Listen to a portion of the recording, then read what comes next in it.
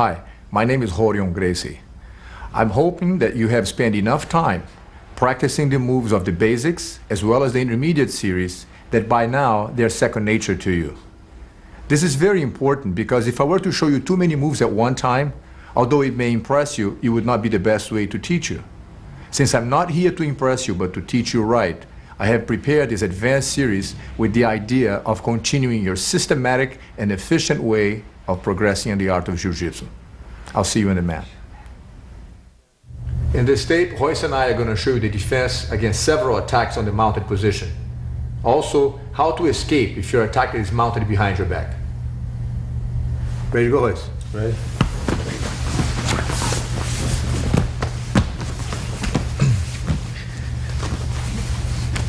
So we're going to be reviewing the attacks and gradually show you what to do in different situations. First of all, we talked about what to do in the movement, which is the arm lock in this position. Ideally, of course, you don't want to get caught on the arm lock like that by keeping your elbows here. That's the first thing you want to keep in mind. However, if your opponent gets you by surprise or is very strong and is able to muscle you to the side and bring your arm to this side, what you should do here is slightly turn your body sideways. Remember, his objective is to get the arm here, bring his hand under, control the arm like this, and then break the arm by bringing it back. But if you slightly turn your body sideways, like Royce does here, like this, and keep your elbow glued to the ground, it makes it impossible for me to bring my hand under, therefore being able to accomplish the arm lock. So if the guy, again, ideally you want to keep your arms down so he never has a chance to catch you on the arm lock. But if he's able to somehow muscle your arm to the side, slightly turn your body sideways like Royce is doing, and then keep your elbow glued to the ground so that my hand does not enter underneath, okay? And of course, at the same time, after you do that, you can bounce your hip a little bit to throw the guy out, and then tuck your elbow in, therefore protecting yourself from getting caught on the arm. Of course, let's do the same thing on this side, please. So if the person is able to muscle your arm down, turn your body sideways and tuck the elbow in. Now he doesn't have the chance to bring the hand underneath anymore. And if you want to buck him out a little bit, tuck the elbow in, preventing the guy from getting for the arm lock. We also saw this one, which is to put the hands on the chest, bring the leg around, and then complete with this arm lock.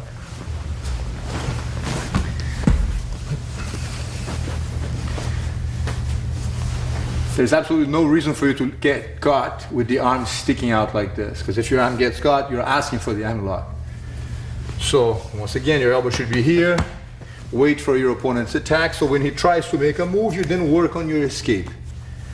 But sometimes you might get caught in this position for whatever reason, and he was able to force the arm to get to this position.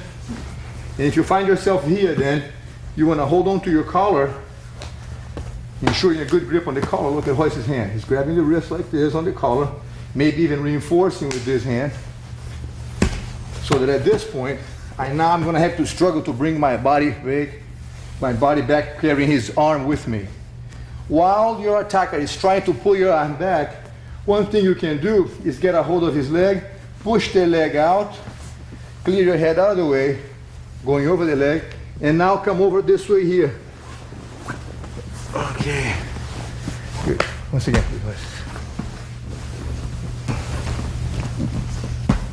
So let's say the guy was able to get to this, trap your arm in here, brought the leg around, and he's now struggling to see if he can complete the move with an arm lock. Once again, Royce is grabbing the collar. If he doesn't have a collar, he can just grab the wrist like this, or somehow prevent me from being able to pull back. What you're looking for is a certain amount of time to give you just enough, opportunity to push the leg out of the way now. Observe that Royce turns his head to the side so that my leg doesn't get stuck under his neck. So he turns the head to the side, bringing the head out this way, going over that leg, and now driving his weight forward this way, coming on top of me like this. Again, Royce, please.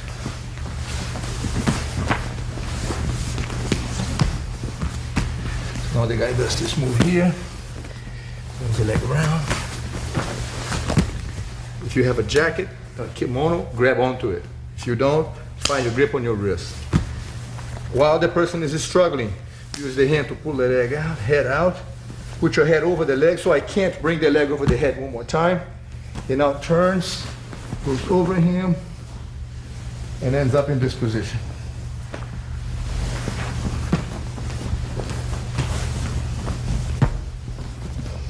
All right. There are several other attacks, which one of them, for example, is a person grabbing the collar like this, and he tries to go for the simple cross choke. As the person on top of you places the hand on the collar, you should have your elbows on the ground, and as soon as you start thinking about bringing the hand under, the upward lift should throw him off balance. Again, Royce.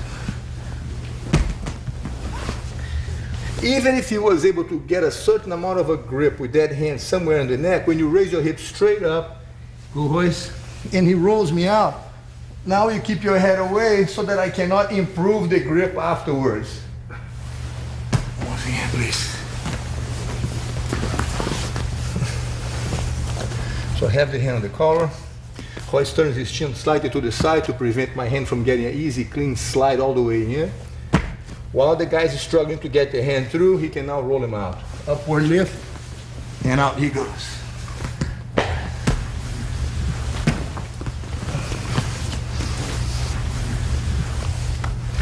If the person goes for this kind of a grip, and now, instead of going underneath with the hand this way from underneath, he tries to go over the top with the thumb inside as he goes for this motion here. Now Royce is going to trap the wrist that way, preventing me from getting a very good deep grip. He grabs my hand, and from here, he can feel which side is my weight leaning to. If my head is on this side, he'll take me to this side right here, taking advantage of the body weight. Sometimes the person does this move and he kind of inches his hand that way, keeping the weight to that side. So Royce now controls the arm and rolls him to the other side. Why don't you go ahead, Royce, you complete the move, please. So from here, if I do this move, he feels the weight and takes him to this side. Right, there we are. Always keep your head away so that I don't have a chance to keep, improve the grip after I be taken out.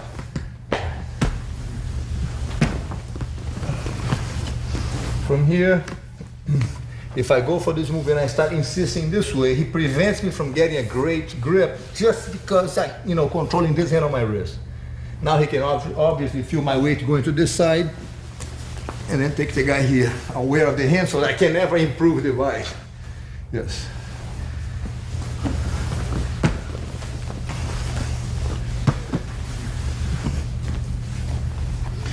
There's also another choke here, which is when the person gets the collar like this, the kneading choke as we call it.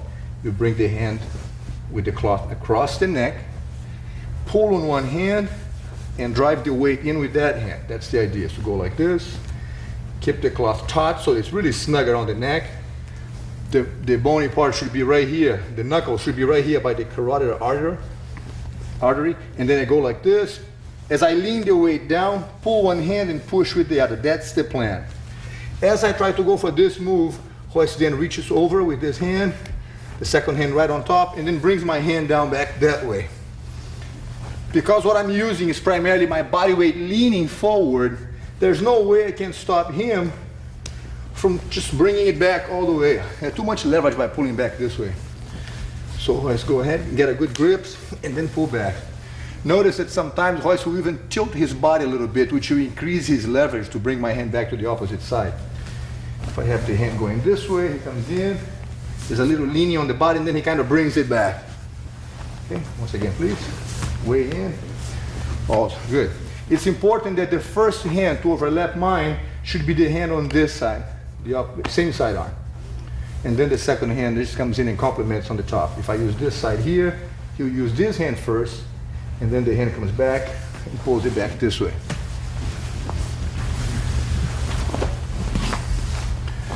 Okay, another variation is if the person grabs the cloth with the thumb inside, and has the grip this way on the hand like this. The second hand, my intention now is to grab the other collar and like a guillotine, bring it across like this. So I get a good grip with the thumb inside. The second hand I want to grab here, take this slack out, and then bring the blade across the neck this way. My idea is to bring my elbow all the way down to the ground so that I can choke him this way. As soon as I grab the hand on the collar, first hand goes on the rib. The second hand, he brings it over this way so that with the armpit, he can now block my forearm and the blade of my arm from going all the way down. So even if I put all the way here, oh, take your hand off for a sec. Just this hand alone prevents my arm from going down. I can't put enough weight to, hurt his neck.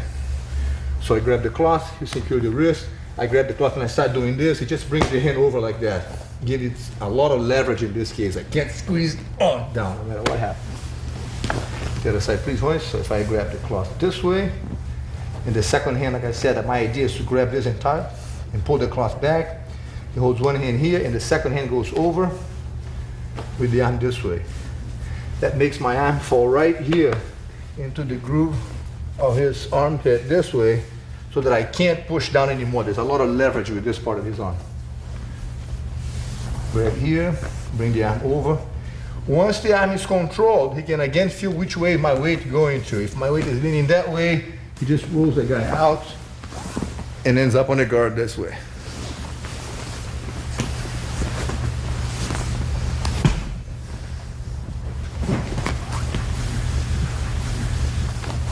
So I'm here, trap the arm hoist, bring the second hand over, control the arm here. Even if the guy is really strong, he wants to muscle, there's no danger. The arm is very safe at this point. Control the arm. If my weight is going to that side, he just takes the guy and goes with the flow. Okay.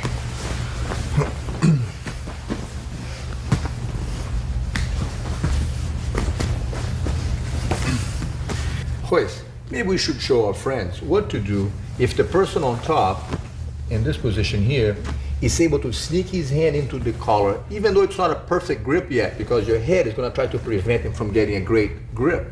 However, roll him out, boys, and then fall into this position. And now he still has a kind of a half good choke. At this point here, Royce, what do we do now? Hold the collar, leg up, go for the choke. As more that you pull me, more I will choke you. Okay, lock the arm, turn your body slightly sideways and lean the weight on the person's neck. I see. Once again, please. The guy's here, has a good grip on the cloth. He's bringing the second hand in, you roll him out. He insists on the choke. He's trying to improve the choke. Bring your hand across the neck. Yes.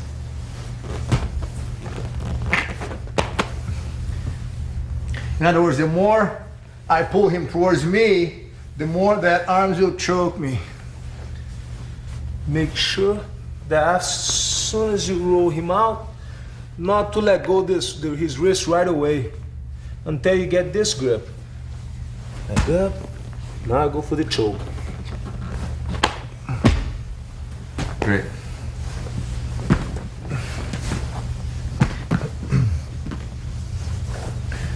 Also, when by keeping the chin to the side like this, and anytime the guy tries to go for the choke either this way or with the hand that way, use the fact that your chin is here to be able to become very sensitive to his hand approaching your neck, so that this hand, which should not be locked into the gi only, should be ready to grab my wrist at any time, so that I never have a chance to really get a very good grip if you can help it.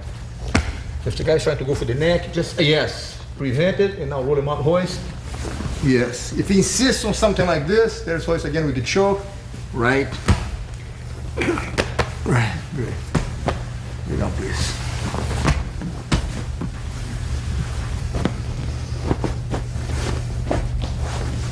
Okay. If from this position, the person is able to roll you to the side like this, turn this way a little bit, hoist, please. There we go. Turns it to the side like this. It's because he might be thinking about bringing this hand under, and with the help of this one, feed the collar to get a real deep grip with the hand. This hand, as we talked about before, pushes the cloth to the ground, and then he raises the whole body to go for this choke. That's what he wants to do from the top. However, when the person turns you sideways like this and puts this hand over like that, your hand, check out Royce's move here. He keeps the head down. By keeping the head down, The only space I have is to bring my hand through that little tiny hole. So I can now feed the cloth this way.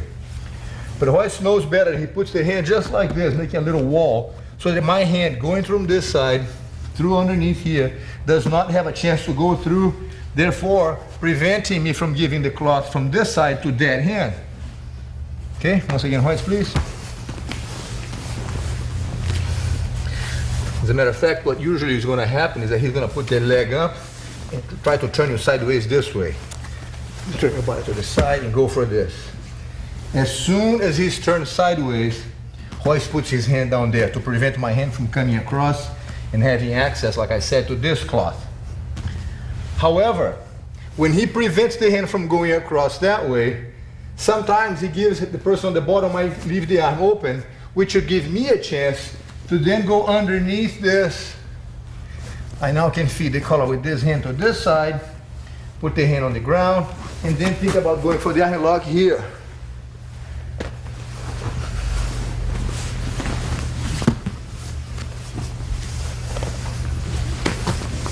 So you turn sideways, he blocks a little space. I now want to think about going this way here. I want to do this. However, if you glue your arm, if you become aware of this, and make sure to glue your arm next to your body, I have not the opportunity to go through here. I lose the chance of going through here. So not only you've stopped me from going through here with that hand connected to your neck, be sure to keep your head down, because if you keep your head up, even though your hand is closing that little gap, there's a huge area for me to go around, and I still have access to the neck. So keep your head down like this. I can't go through this little hole. The elbow is now glued to your body, so I can't go for the arm lock either. So I'm trapped on both sides. Then you're gonna say, well, so what? You stay here, but you're still on top. The bad guy now is still on top of you, trying to win the fight. So we now have at the same time to find a way for you to, something for you to do on the bottom, that you can not only defend from my, the double attack I'm doing here, but also force your way out, which is with this hand, Royce pulls the arm underneath his body a little bit, braces my foot with the hand, like this, and now he backs up his hip, creating just enough space for the leg to come under my knee. With the leg, he lifts me up, and then follows the guy all the way out into this position. Good, once again, please.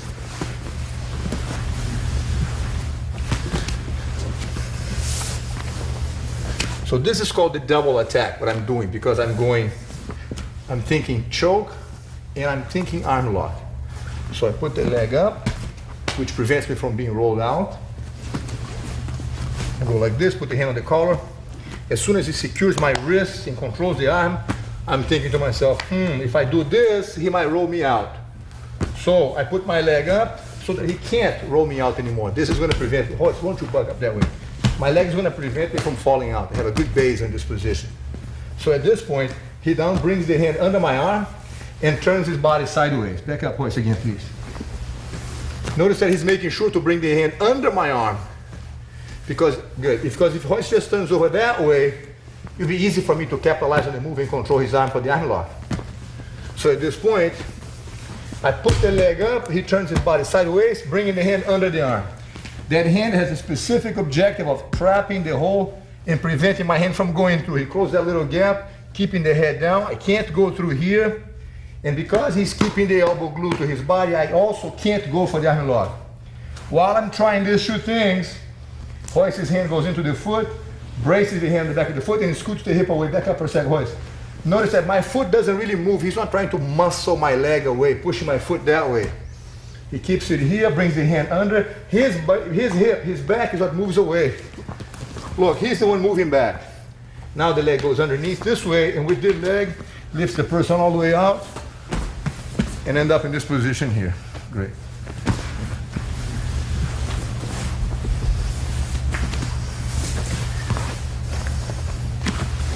So he turns sideways, he does this move. I'm going for this. This hand is on my foot, once again, Royce, working there. Sometimes here, while he's getting ready to scoot the hip away, lift me up with his knee, I could think about saying, you know what? Instead of just insisting and going through with this, I could, with this hand, grab with the thumb inside the collar like this, on the back of his collar, one hand in the other hand. So when Royce lifts me up, and use the leg to throw me over, and he's rolling my hand, so Royce, I bring the hand around so that when he gets into here, I have a good grip.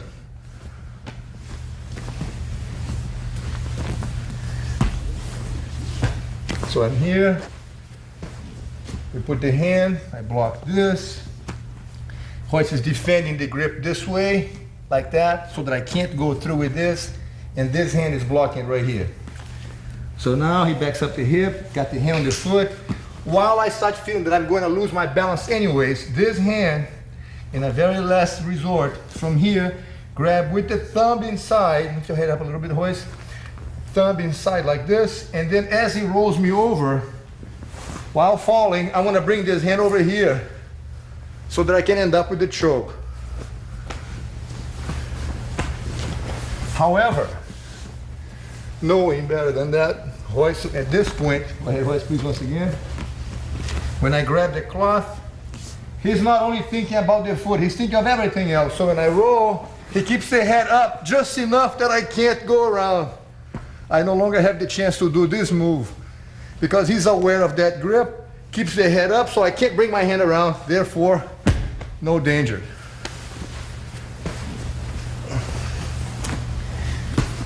One last time, Royce. Actually, let me do this on the other side one time. So from here, as soon as you see that leg up, you want to turn your body sideways to prevent the person from having easy access to this and this hand. Everything is locked in, so I can't attack him from either side. Once he has this position secured, I'm still going to be trying to bring that hand. Royce now brings the arm under his body, brace the foot. I'm here. He lifts me up. As he's throwing over, he keeps the head up so I can't go around. Because if he forgets and keeps the head down, I will have a chance to do this move. Right. But Royce just doesn't forget this kind of thing anymore. Which reminds me, sit up for a sec. Which reminds me of one thing. Every time you find yourself in a little tiny bit of action here and there, these are not just isolated pieces of movement that we're seeing here. They're all part of a huge picture. And that's why it's so important that you get each one of those movements and drill them over and over and then put them in context with everything else in the picture, like a puzzle. If we just give you a whole bunch of little pieces of a puzzle, you know what I'm saying, and you try to put everything together at the same time, it's confusing. So you have one area that you work with and then another area. You know, you put all the yellow pieces here and the green pieces there and the blue pieces there. So you work those things and then eventually the picture starts taking shape. Because if you try to guess where the little one goes in the middle of everything else, it's very confusing. So you help your brain and your body to work better if you get yourself the time to just kind of drill a little bit at the time of these positions, a little bit here, a little bit there. So that's why when we show these instruction videos, we make sure to give you just a chunk of information in one area so that you can get that area and just really slice it real thin with as much information in repetition so that you can practice that thing over and over to really be comfortable with that level of movement, with that series of movements, okay? First, we got a couple more moves in this situation here. All right, so we did this. You turn your body sideways. He brought the hand under my arm to make sure that I didn't have a chance for the arm lock.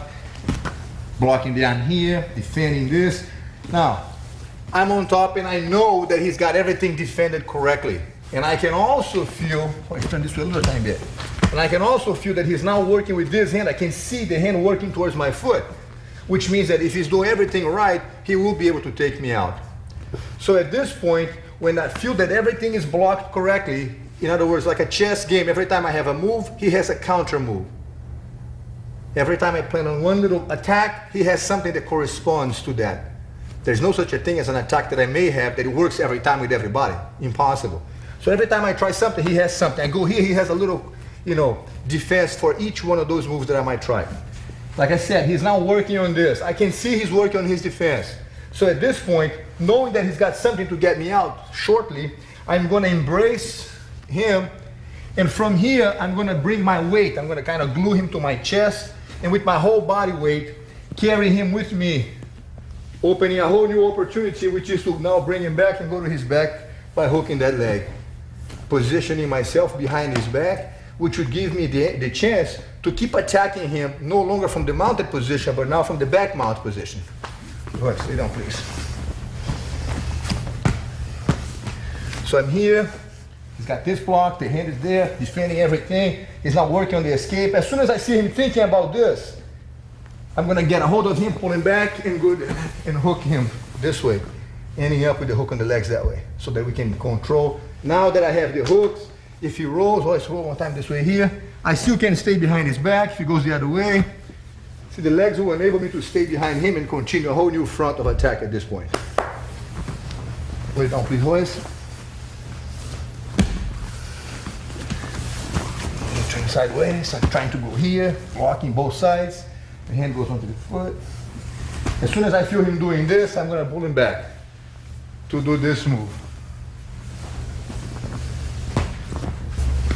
If, while blocking here, I was able to bring this hand through and catch the arm this way, starting to, prepare myself for the arm lock.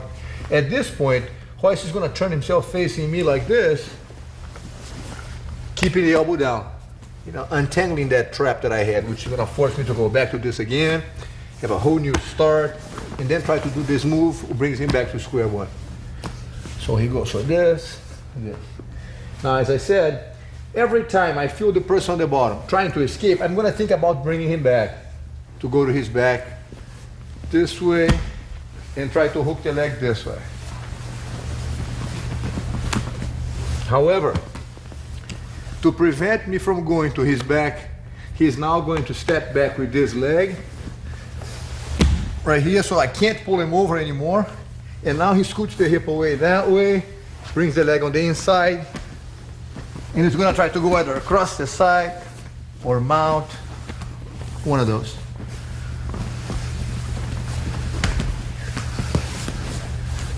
So the person is on top, trying to attack the arm and the neck. When I'm going to pull him over, he steps back, scoots the body away that way, and try to go on top of me this way here. Again, Royce, please.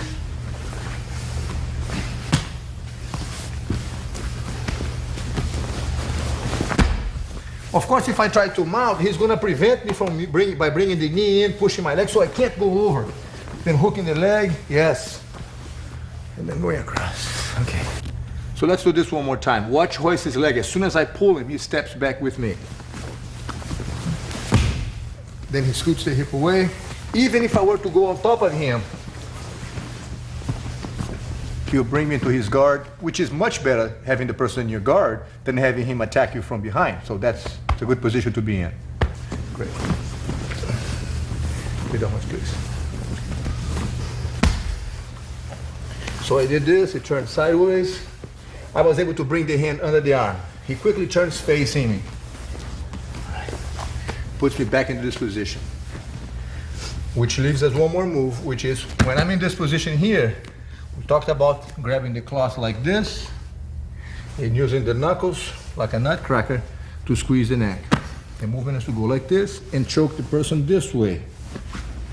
However, as soon as he feels my hand grabbing the cloth, he brings the arm inside like this to trap my arm, preventing me from having the angle to squeeze his neck with the hand on this side. He traps my foot, controls this arm, and then raises the hip to roll me out this way.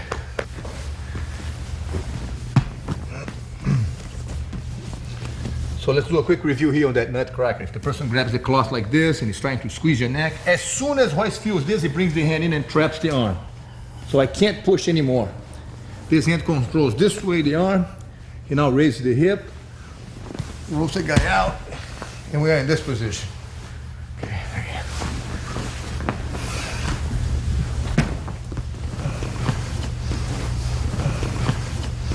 This hand controls this way the arm.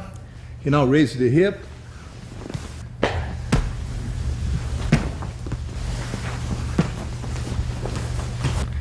Let's say even though you know how to prevent the opponent from getting to your back by stepping back and keeping the distance, he is still able to sneak his way in and somehow hooks that leg. In other words, you find yourself here now with the guy behind your back trying to bug your neck. We have talked in the past about, the choke, this one here, there's no defense for this move. Once the person knows what he's doing and catches it right, that's the end of that. So you better not get caught this way, all right? However, there is different attacks and other chokes that he might try. For example, something like this, that he would try to grab the cloth and then the second hand squeeze this way. As soon as you find yourself with a person behind your back, you put your hand up like this. Bring your arm up. And the idea is to prevent my hand from going through here. You don't want me to go this way because it would give me access to the cloth. So by keeping this hand here and this hand like this next to your ear, I can't go through here. Okay, so that's the idea. So now I have to go under.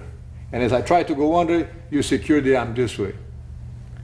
Once you secure the arm, you can then trap the arm this way here so I can't pull it out. All right? And then you're going to drive your weight to the side. Once again, Royce, please. So from here, you keep your hand next to your head like this, sealing this part really tight so I can't go through. He says to himself, well, I'm not going to go through here because I can't choke anyways. I'm going to go with this hand on the collar. This hand on the collar, one hand on the collar, it's okay because he can't choke you with just one hand. This kind of choke, he needs the second grip. So as soon as the person grabs the cloth like this, you're going to use my hand as a guiding for you to know which way you should fall to. So if I grab the hand this way, is as if I'm pointing your way out. So I grab the hand here. You already know you're going to have to go to this side. While I try the second hand, I strap the arm like this. I can't get my arm out. He now scoots the hip away. And then slowly inch his way out to be able to end up mounted on me if you can. Something like that. One more time, Royce, please. So always the hand is already here. So even if the guy is going for the choke, control the arm so I cannot get a good grip on this cloth, because back up for a second. So you don't want me to do this move and then have an access with this hand here, because now the choke is going to take effect. So the purpose of this is like a net. As soon as my hand comes under, he traps my arm, preventing me from grabbing the other cloth. Now with this only trying to squeeze this, there's still enough space, there's enough slack on the cloth that if I pull here, he gives him time to resist a little longer. He now lays down, puts the weight on the head. That's the trick. Keep your head down here, leaning this way so that I can't lift you up. The head stays down, so put all your weight down. Then he kind of squirms his way out. The hand on the knee is to prevent me from mounting. So as soon as he gets to this point, by keeping the hand on my knee like this, I can't mount. Because if he doesn't do this, I'm going to mount and get to the mounted position again. When I put the hand on the collar like this, you secure the arm, so I can't grab a second hand on the other collar. One hand only is not enough for me to get a good grip on the choke. Royce now uses his legs. What pushes his body to the side is that he's using the legs to drive the weight back like this. I can't stop it because my legs are using a hook. I'm busy with this. He now drives his weight this way. And he now starts to scoot the hip away. Look, right. Either mount, or if I try to mount, he's got the hook to keep me up from mounting. Lift him up, Royce. Either go this way, or even if you're able to go on top of the opponent. Now he has me on his guard. Once again, it's better have the person on your guard than have him behind your back trying to get your neck. Once again, please.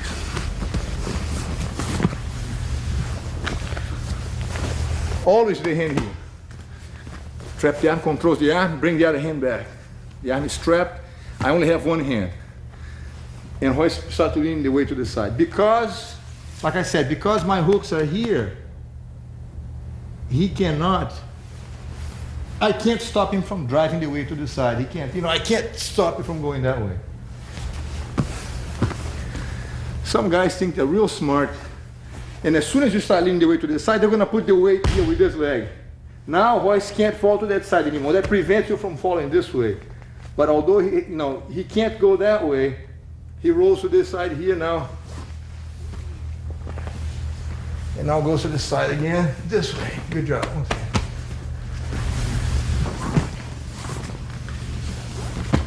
Let's not forget that he only has two legs. So at this point, when you do this, if he puts the leg on the ground, wait, Royce, to prevent you from driving your weight this way, he does not have the hook anymore. He either hooks the leg. Royce, roll this way, please. The leg hooks keep me on your back. Royce. It keeps me here. Back up, please. So he needs the leg to stay on your back. You trap the arm. He falls to the side. Royce, if he puts the leg here to prevent you from going down, he had to let go of the hook. Now giving you the space to roll out this way. He can't prevent you from falling, and at the same time, keep the legs hooked.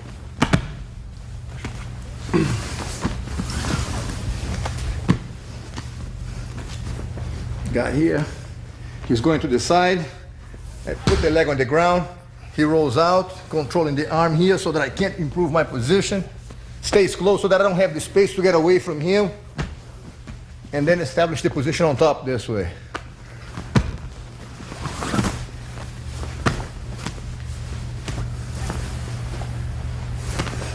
He's going to the side.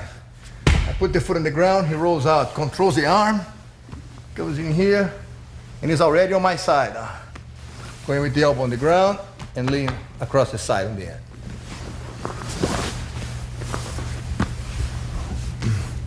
Well, we do this one time, Royce, for the other side, please. So now if I change sides with my hand on the collar, he changes arms too. I'm gonna turn this way for a sec. Wait. This hand on the neck means that you're gonna fall to that side. This hand on the neck means you're gonna fall to this side. Be sure to use your legs to drive your weight to whichever side you wanna go. Instead of waiting for me to grab the cloth and then maybe taking a chance with me grabbing the other, that's too late now. As soon as the person is on his back, the hand is already here. So the only option I have is to grab the cloth with this hand, right here. As I'm trying to grab the other collar, he's waiting. He controls my arm, and with the legs and the body, he drives the weight to that side. Royce, go for it. Yes. Either I keep the hook, and now he slides, he's inching himself away. Sometimes he uses the hand to untangle that foot. Look, gets the leg out. Go, Royce. Keep the hip away. The hand here to prevent me from mounting. Either hook the leg and lift him over, and end up mounting. Yes.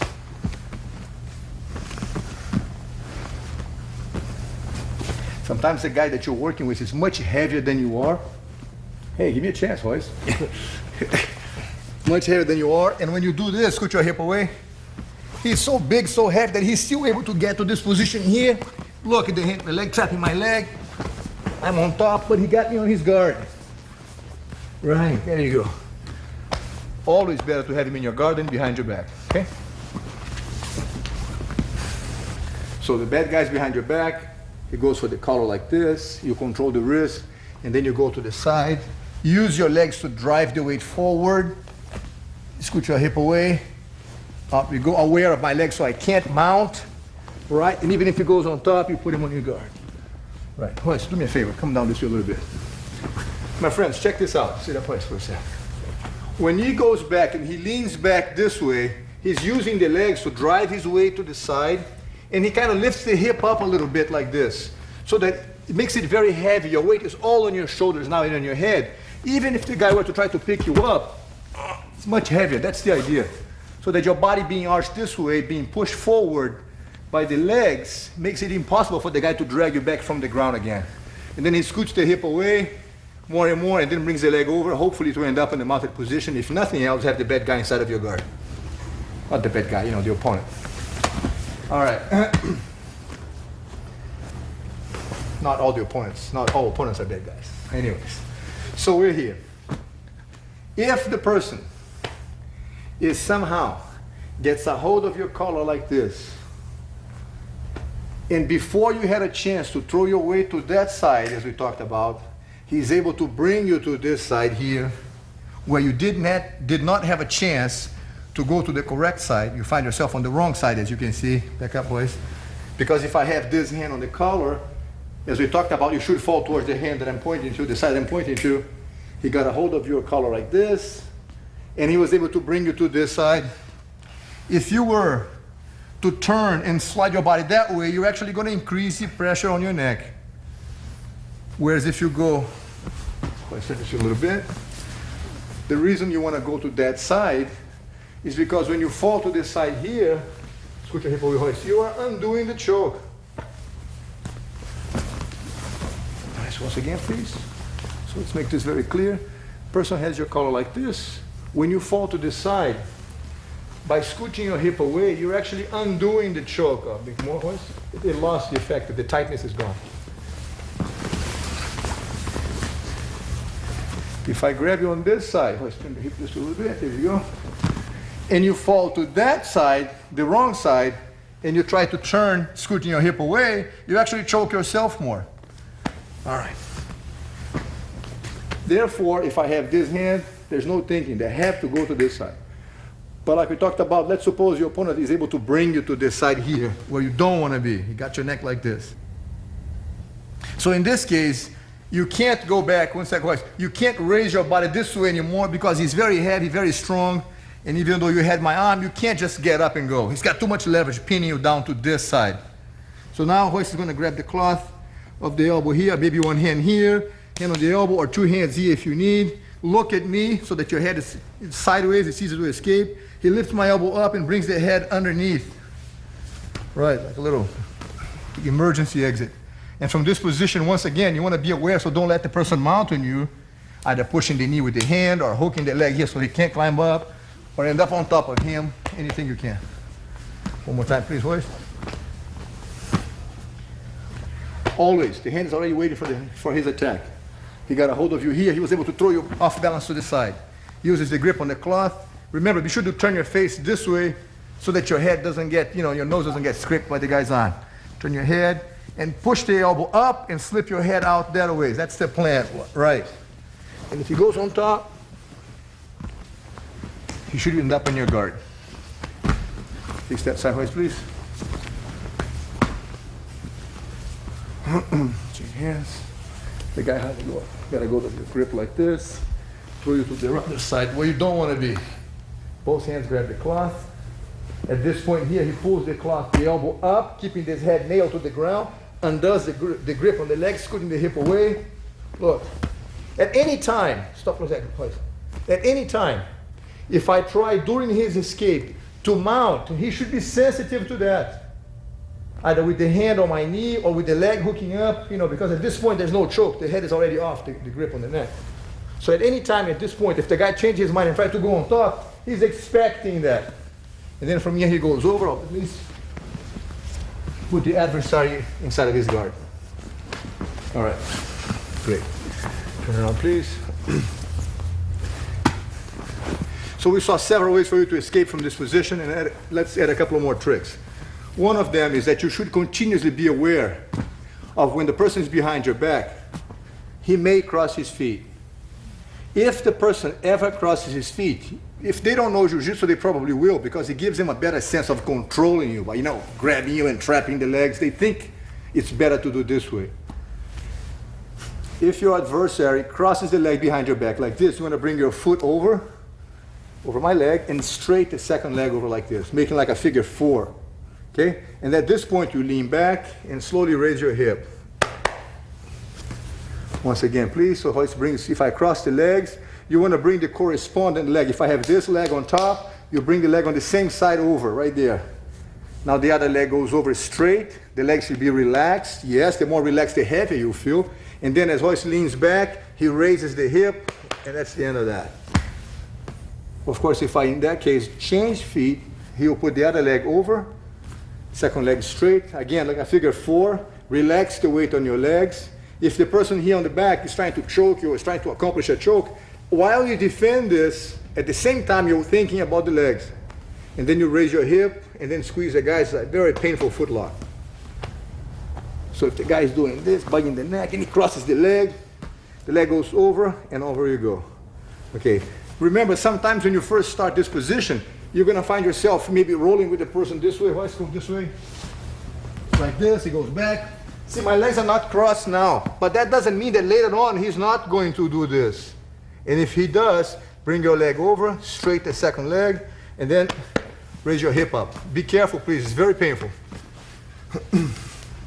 One more thing that we want to show you is, if the person has the hand like this, bugging the neck, or you have the arm trapped, like this, you secure my arm, and he's bringing the second hand over, you could control the wrist with 2 arms, like this. Put my arm right over your shoulder like this. Let me go for a second, Royce. So that you can get a better feel for it. Hold the arm down, and then bending my arm. Let me do some talking, Royce, come on. And then bending the arm backwards against your shoulder. You hyperextend the guy's arm here, works very quick too. So he's going for this, and he brings the arm over, you control the arm. Be sure that the elbow is folded outwards like this, not like this, because you'll bend, it won't hurt. So you rotate by the wrist, Keep the elbow flat out like that. And as you bring this down, it's extremely painful on the joint of the elbow, okay? So the big guy's here trying to bug your neck. You control the arm. Yes. Turn the hand out, pull it down, and then against your shoulder, you kind of fold the arm backwards. It works great. Yes, don't forget the cross foot. All right. Always the top leg catches his top leg. There you go. If you want to use the hand, that's right. Sometimes, you know, if you don't think that you have the angle to bring the leg by itself, use your hand to kind of make sure it's on the right place. Leg over, second gate goes over, straight. Put your weight on that foot and on your back, and then raise your hip on the center. All right. Well, I think that's a good review for some of the stuff that we saw on the previous tape. And more importantly, is to give you the elements of how to defend yourself from those attacks. As always, we recommend that you practice these techniques carefully, and the name of the game is being relaxed and repeat them over and over and over. You want to make this stuff become second nature, all right? Thank you. We'll see you again on the next tape.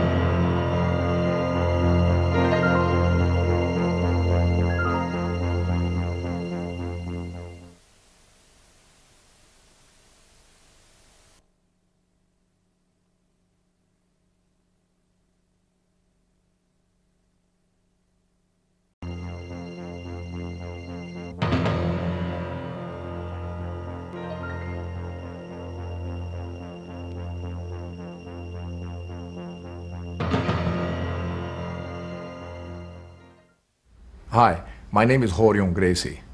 I'm hoping that you have spent enough time practicing the moves of the basics as well as the intermediate series that by now they're second nature to you. This is very important because if I were to show you too many moves at one time, although it may impress you, it would not be the best way to teach you. Since I'm not here to impress you but to teach you right, I have prepared this advanced series with the idea of continuing your systematic and efficient way of progressing in the art of Jiu-Jitsu. I'll see you in the mat. Footlocks are an extremely efficient weapon. In this tape, we're going to see several ways to apply this effective technique. Please.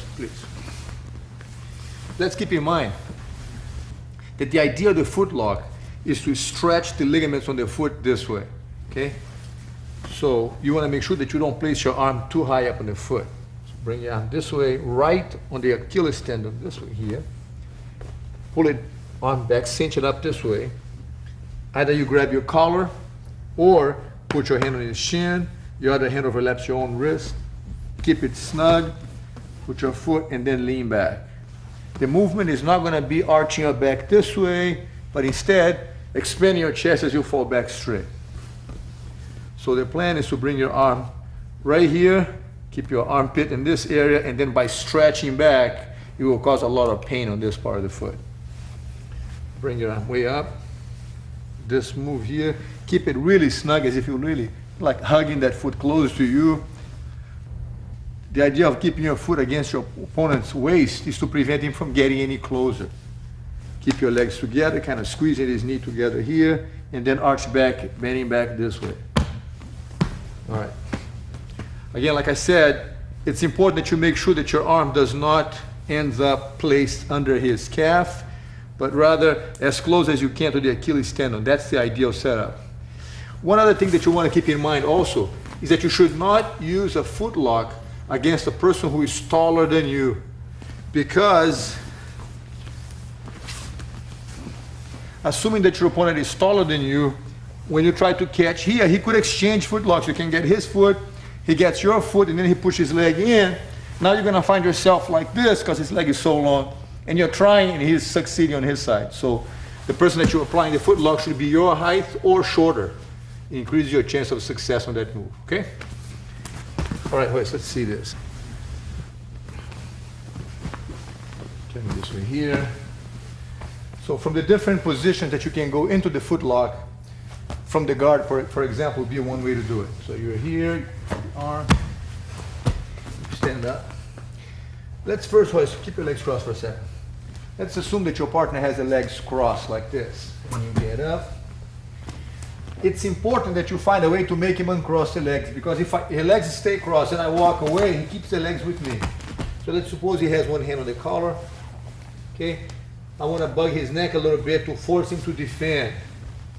When he does this, I'm going to put this back leg in between his legs, take a step back in base, set up the foot, once again, right by the Achilles tendon, hand on his shin, the other hand on my wrist, and then arch back.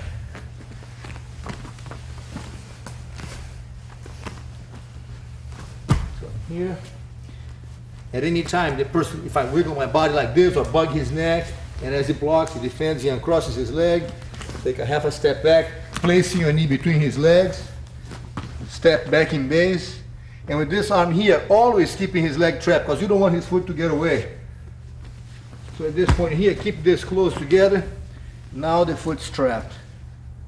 Secure the wrist, cinch up right by the Achilles tendon, and then arch back.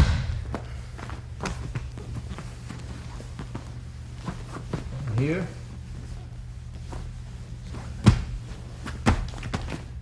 Put the leg between his legs. Then take a step back. This leg holds him away from you. He can't get any closer. Then your arm goes around, secure his foot, grab his shin, and squeeze back. The plan is to bring your hand this way. That's what you're looking for. This is the kind of adjustment you want. Not somewhere on the calf, but real close to the Achilles tendon, right on top of it. This way, this hand goes on his shin, and the other hand on your own wrist. So that when you arch your back backwards, you force the guy's foot to bend back that way. That's the plan. Okay, let's turn this way here one more time. So you're in this position, control the arm, stand up, bug his neck. Sometimes, cross your legs again for a second. Sometimes a guy will keep the legs crossed and I'm bugging his neck here. I'm going to use one hand to choke him and this hand hold back on the cloth. He's defending there, he's still resisting. When I put that back knee between his legs, I kind of force him to open the leg. You can also do the same foot lock sitting down. Bring the leg around. Bring your arm around his leg like this. Bring your foot up here to the waist immediately, because if you don't, he's going to get close to you here and, kind of cancel your move on the foot lock. So the foot holds him from getting any closer. Once again, be aware of the position of the arm. It's way under the Achilles tendon. Put your hand on his shin. Keep either your knees together or put your foot on the bend of his knee. The idea is to kind of hold him away from you. From this position here, now you can just arch back and you get the result you want.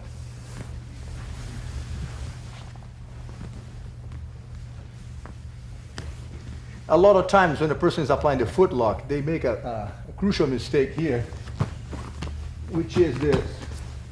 As you go for the choke, the person blocks in there, you put your knee, and then you sit back right here. He now stays so close that he has a chance to keep up and either come up on top of you or just keep the leg so close that you can't stretch yourself away from him.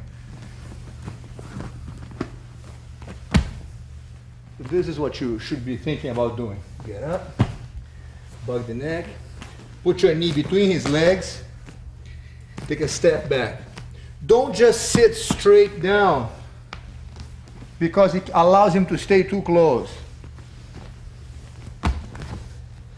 you go straight down, but right before your bottom touch the ground, this leg pushes me back, so my body is straight up. So by the time I lean back, I have that much leverage to go.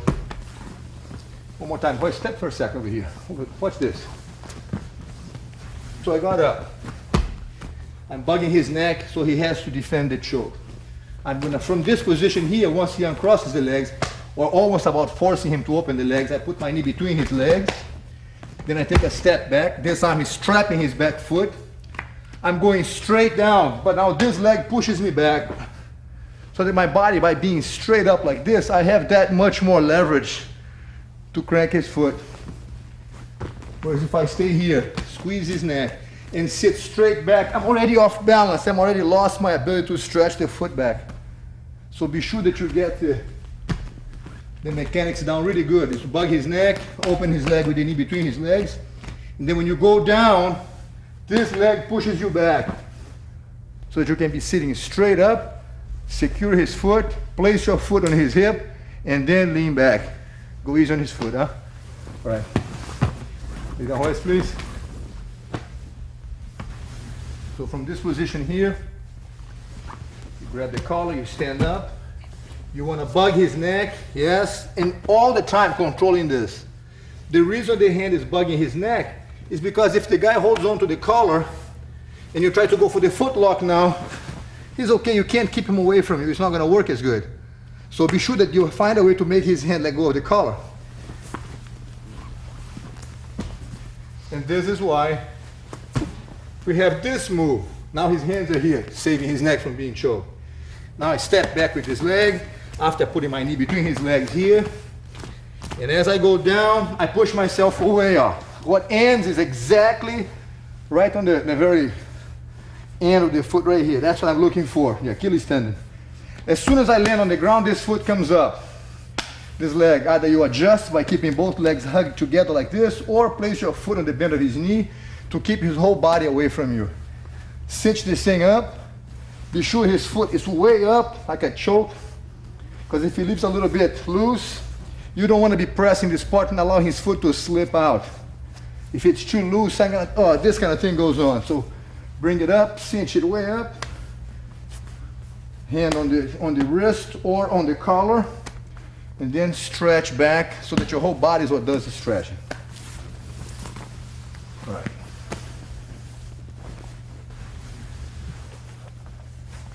Another variation for the foot lock that works well too. Cross your legs, please. So when I'm in this position, stand up. And sometimes the guy opens the leg like this, okay?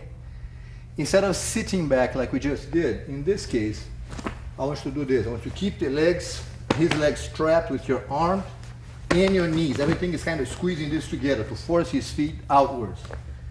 From this position here now, I want you to take a couple of steps and walk forward. As you walk forward, be sure to allow your opponent space for him to kind of lead him to one side. You don't want to go too straight on his neck.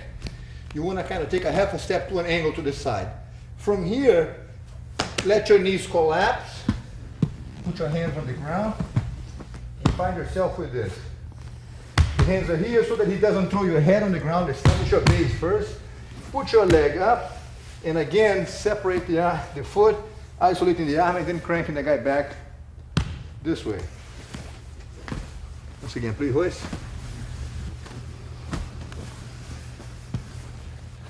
All right, so from here, stand up, you bug his neck a little bit, he opens the legs, right here. From this position, take a couple of steps forward, and like I said, if you go too much straight forward, the guy's gonna panic and just explode. You don't know which way he's gonna go.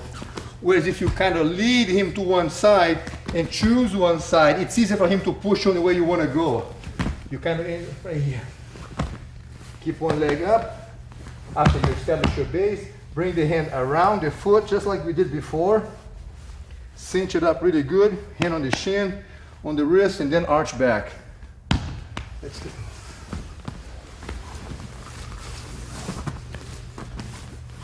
All right.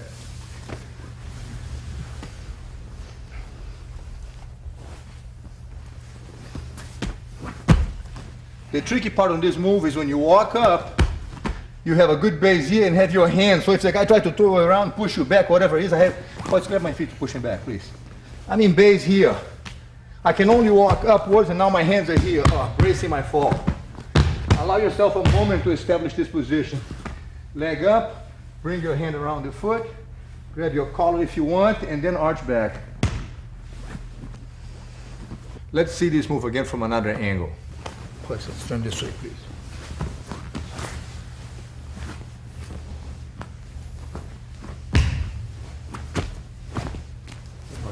He opens the legs, my legs will squeeze his knees in so his feet will stick out.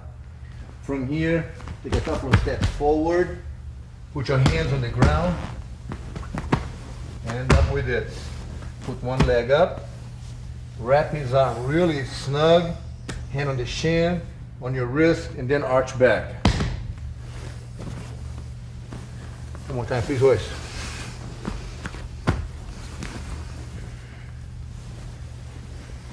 Stand up, hug the neck. Okay. Grab my feet, push me back, please. Base here, hug the neck, walk up. My knees will fall forward, hands on the ground. Brace yourself, leg up, secure his foot, and then arch back. All right.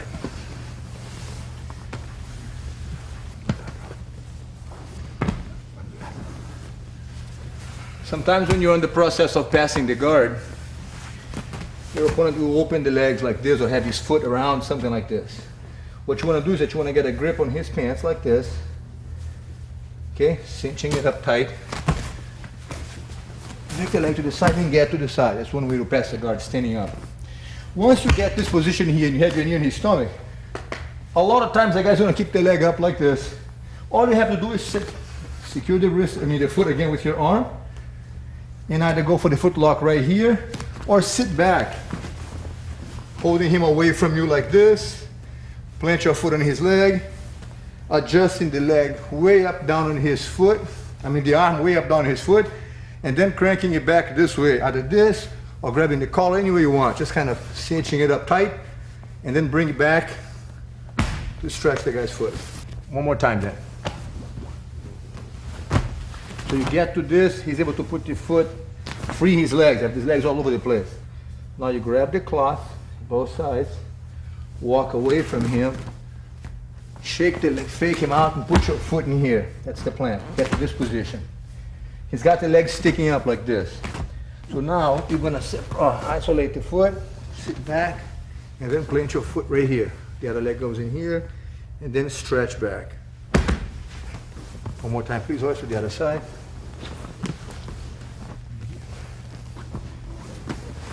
The guys got the legs open. Get a hold of the cloth here and here. Okay, shake him out. Put your knee on the stomach. Establish your position here. The foot sticking up. Get the foot, sit back. Bring your leg above by his waist so he can't get any closer. Put your other foot on the bend of the knee here if you want. And either grab your collar or your wrist. And then lean back, stretching his foot backwards.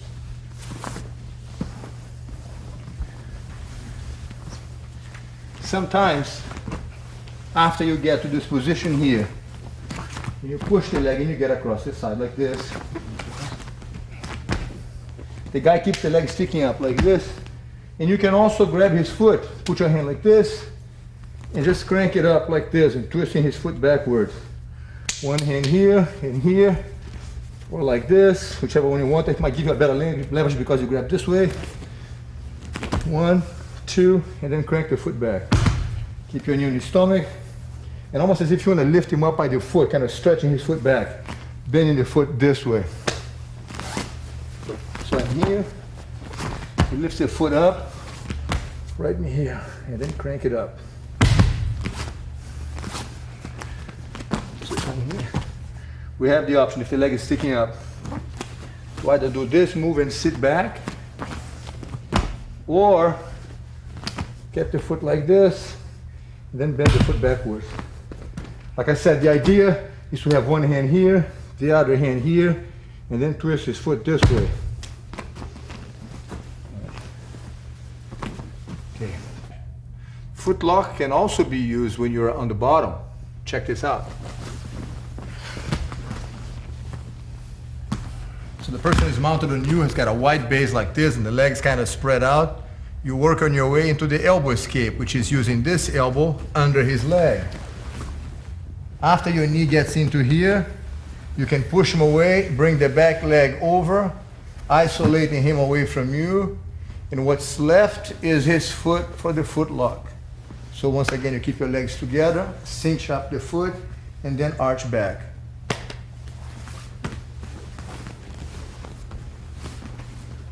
One more time, please. So from here, he's got a wide base, lots of space in between the legs and everything. I want to bring this knee underneath his leg. So I'm going to use my elbow to lift his leg up and scoot my hip back, bring my knee through here,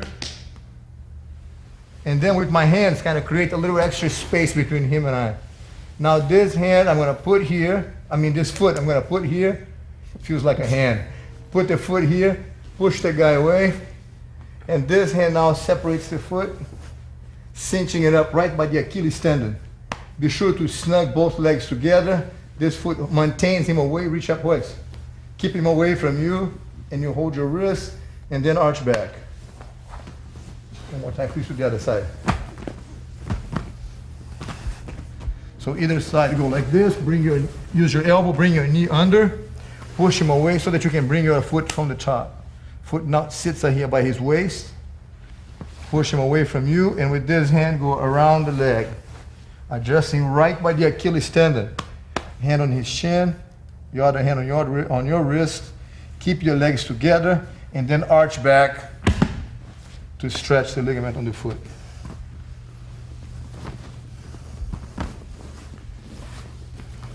If the person is here and he has the hand on the collar and he puts the leg up, okay? I had turned my arm like this sideways. He's bugging the neck like we saw earlier, and I defend it. He brings the hand under my arm. I'm going to turn sideways facing him again, as we talked about before. As you face the man now, it's time to plant your foot on the ground, scoot your hip away, and as your hip moves away, it carries his foot with you. Brace him with this arm. The knee comes through in the middle, and there's the foot lock again, right here. 1, 2, and then stretch back.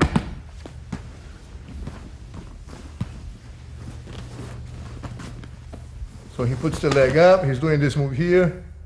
From this position, you want to plant your foot, scoot the hip away, use this elbow to kind of brace him away with the arm so that you can just create this much space. Bring your bottom knee through, top leg goes over here, push the guy away from you, and with this hand, once again, secure the foot by the Achilles tendon, adjust your legs, and then stretch back with your whole body. The other side, Royce, please. Let's just move here. Scoot your hip away. Plant your foot on the ground. Let's turn this way a little bit, Royce. See, the trick is to plant this foot on the ground so that you can swivel your hip away. I put my weight on my foot and on this shoulder so that my body can just move away. The bottom knee comes under through here. The top leg is in there. Foot on the hip. Push him away. Move your body as much as you need to get space to bring your hand under. Squeeze your knees together and then arch back. Let me do this one next time, please.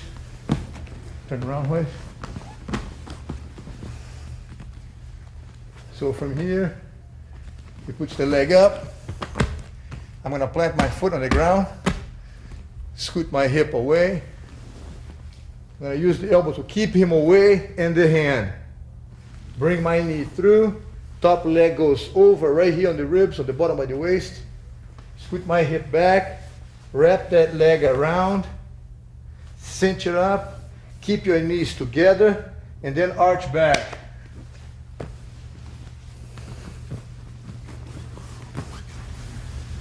Another way to apply the foot lock from when you're on the bottom is this one. Check it out.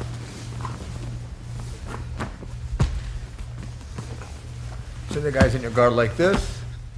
You bring your leg under and around. push him away from you, separate the foot, and then down he goes. Adjust, and foot lock this way.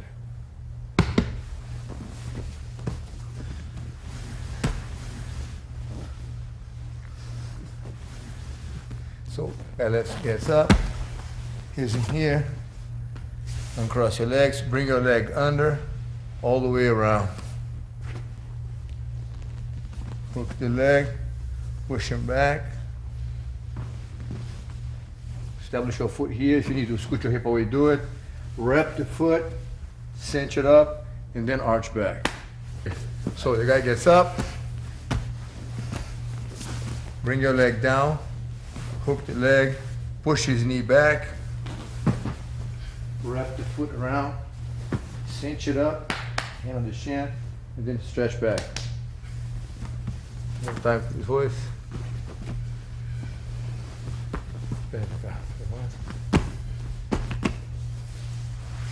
Leg goes around, trap it here.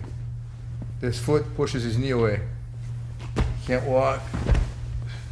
Wrap the arm around the leg, cinch it up, scoot your hip back, keep the leg holding him away from you so he can't get any closer, and then arch back.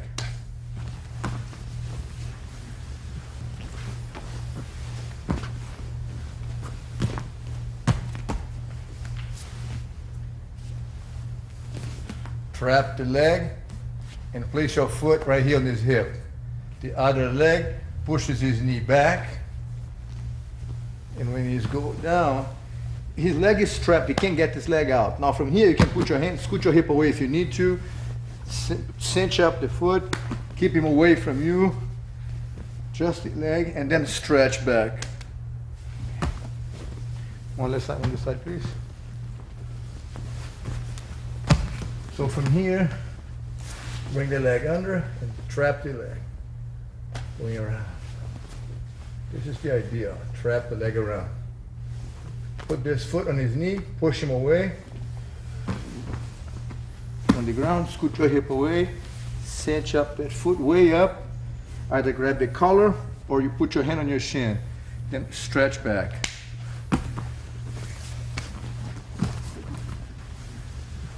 Now that you have seen how to apply the foot lock, let's make sure you know how to defend the foot lock, okay? Royce, please.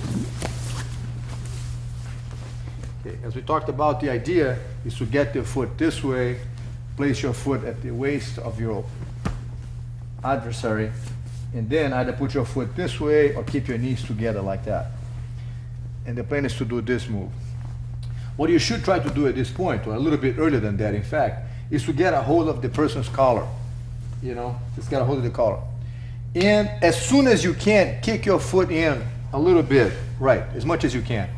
This way, it takes me away from that perfect angle that I could to stress the ligaments on your foot. But now that you have kicked your foot in, go ahead, Royce. If you do this a little bit, I no longer have the same position that would be so painful. So by kicking the foot in, I now, with the hand here, I can't stretch back. If I'm keeping my knees together, lift his hand for a second. If I'm using this approach where my knees are squeezing your leg like this, Royce has one hand on the collar, the second hand he pushes my foot out of the way, preventing me from pushing you back. And while he rests the weight on my foot downwards, he now sits over the leg, always continuously pushing this foot as much as he can in, so it takes me away from the chance of squeezing the foot. He now steps the other leg over and goes to the mounted position like this. Once again, please. Let me move back a little bit. There you go. So if the person has you on the foot lock like this and is working this, the first thing is to kick that foot in. Even if it's a little bit, makes a huge difference. He now changes hands, dislodges my foot with his hand. So now, by putting the weight on that foot, I can't bring my leg up and push him back anymore. He kind of keeps my foot away. Not only the hand on the weight of his hand on my foot keeps my foot here, but also he's going to use this so that he can move his hip over, like that, sitting over the foot. Continuously pushing this in as much as he can so that I can't squeeze anything anymore, and he's out, going to the mounted position.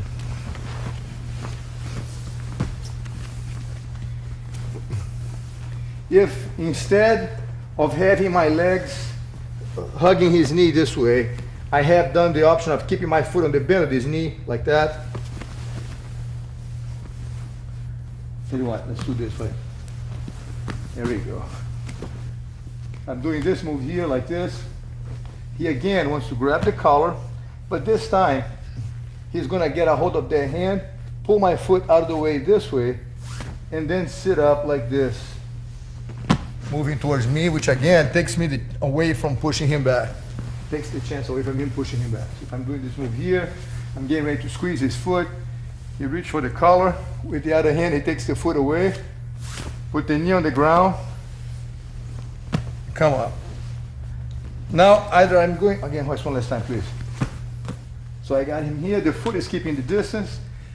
If I don't have the collar, I can't reach for the collar, use your elbow to knock his foot out, lift his foot up, fold the leg. Now I can reach. Now he's got distance to get close. Great.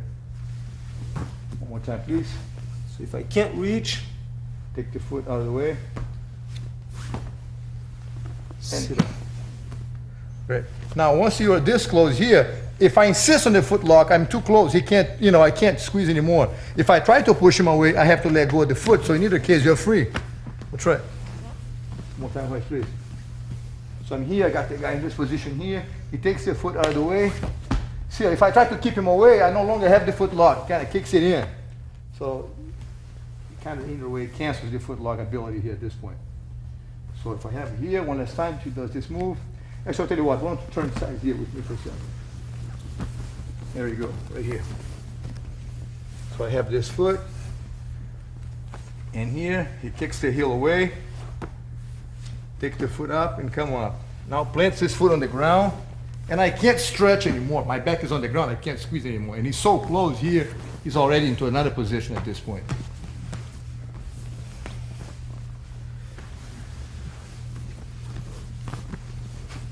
Once again, from this side, I have my knees like this. He grabs the collar, pushes the foot away, knee on the ground, and then come back up, ending up in the mounted position. All right. If the person is on the guard like this, and from here, I try to bring my leg under, what you have to be careful with is walk up to make sure that I don't have the chance to push you away. And keep your balance here, bring your weight down, yes. Prevent, yes, stay real close, maybe put your knee on the ground, whatever it takes. Just stay close to the guy at this point. So back to this again, please. So from here, if I'm thinking about bringing this leg under, to do this move before I throw you on the ground. Never let go of the collar. Yes, get a good grip on this cloth. If the guy tries to push you away, you stay with him, keeping the distance close. He can't do anything anymore. It's so close, he can't throw you off balance. And just keep this base here until you get this low.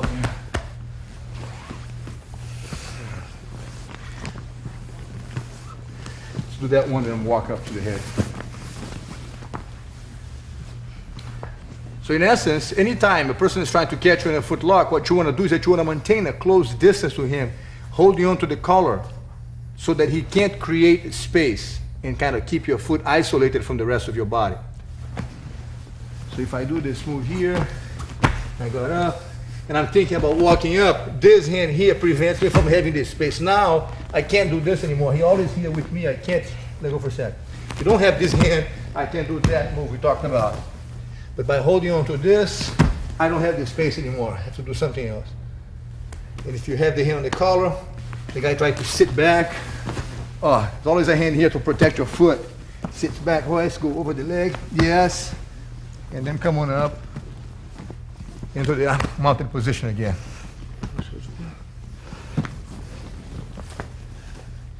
If I'm here, it's got a wide base. If I try to do this one here, the elbow escapes. To do this move here, hand on the collar, dislodge the foot, come on up, over the leg, into the mounted position. One more time, please, the other side.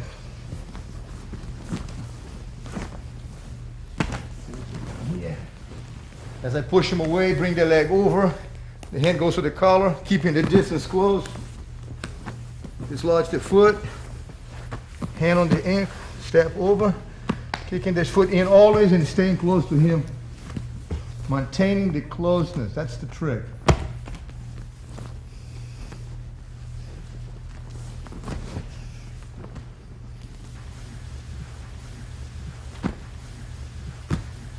This guy wants to do this move here.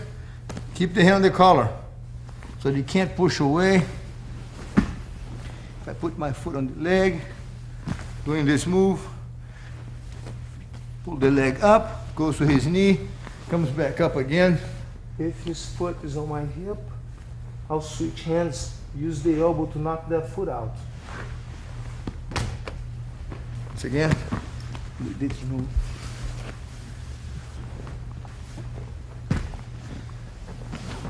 So I go for this move, I'm bringing the bottom knee through, and I'm bringing this leg over. Hand stays on the collar. Secret is always keep it here. One hand on the collar. One hand always on the collar. If the foot's on my hip, I'll switch hands, knock that foot out. Come on.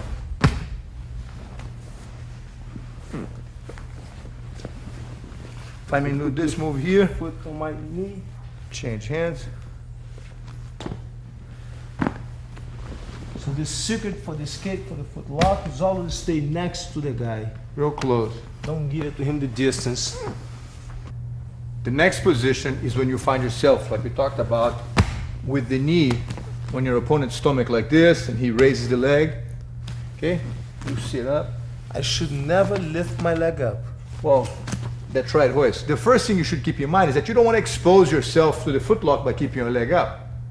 So ideally, if you can keep your foot down, the chance for the footlock now don't exist anymore. However, some people do that. You know, Royce, they lift their leg up like this. And if I go for the footlock like this, as I move back into this position here, I'm going to bring my leg up and put the foot here. That's what I'm aiming for. One thing you can do is push the guy's foot and catch him on the footlock. That works really good too. Yes.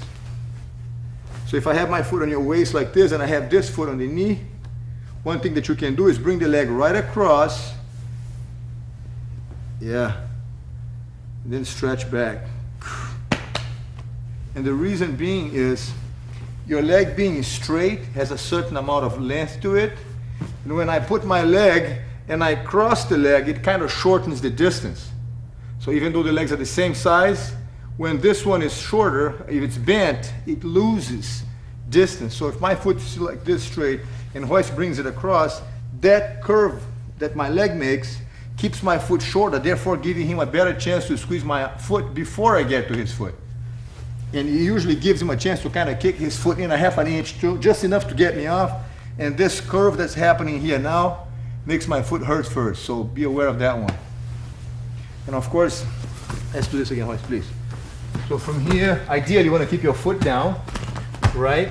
But if the person goes for your foot lock like this, because you made a mistake and you left your leg up, you can bring the leg across, lay back a little bit. Push, lay back. That's right. Good move ahead. Once again, let's explain this. Instead, try to push his foot across, will be stuck. Move your body out of the way. There you go. Catch it. Right. Okay. Once again, please. So clear your body back, push the foot across, and then complete with the foot lock that way. All right. And one more time, please. And the other thing we talked about here is this foot lock. That again, only if you leave the foot like this, I'm going to have a chance to catch it. If you keep your leg down, there's no such a thing. I mean, the guy can't just try to get that foot. You have too much of opportunity to notice that. So from here, he goes for this and sit back. You can either do this move here and switch side with him, or you can again grab the collar. If my foot's on the leg, pull the foot up, go to your knee, go on top of him, right? And then go to the mounted position.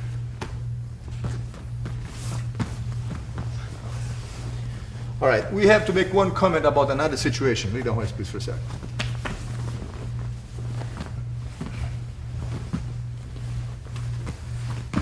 You go for this, you go to the foot lock here, and you find yourself in this position, okay? Like we talked about before, the idea is to have the arm wrapped around the leg this way to do this move with the foot lock. There is, however, an ankle lock, which is when you bring your arm this way here, securing the guy's leg the same way, and torquing it inwards, like to torque the leg this way. It's an extremely dangerous move that in Jiu-Jitsu tournament and in sportive tournaments is not allowed, only in professional fights.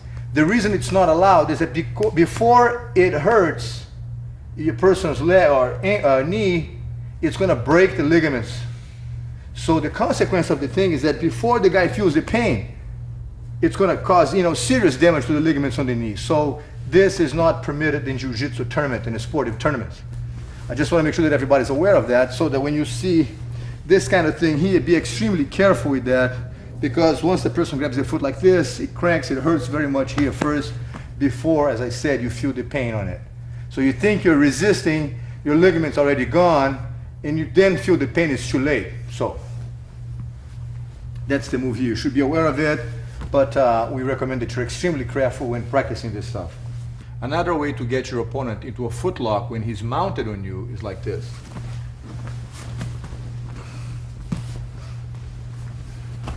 He has the hand on the collar, he puts the leg up, you bring your arm under, turn your body sideways, and start working on scooting the hip away.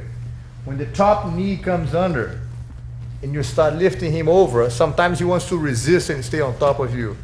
You move your body away, bring the top leg over from behind, push the guy away from you, and you're gonna find yourself with his foot here. You could actually roll over, put your hand on the ground, stand up, and then end up with this move right here.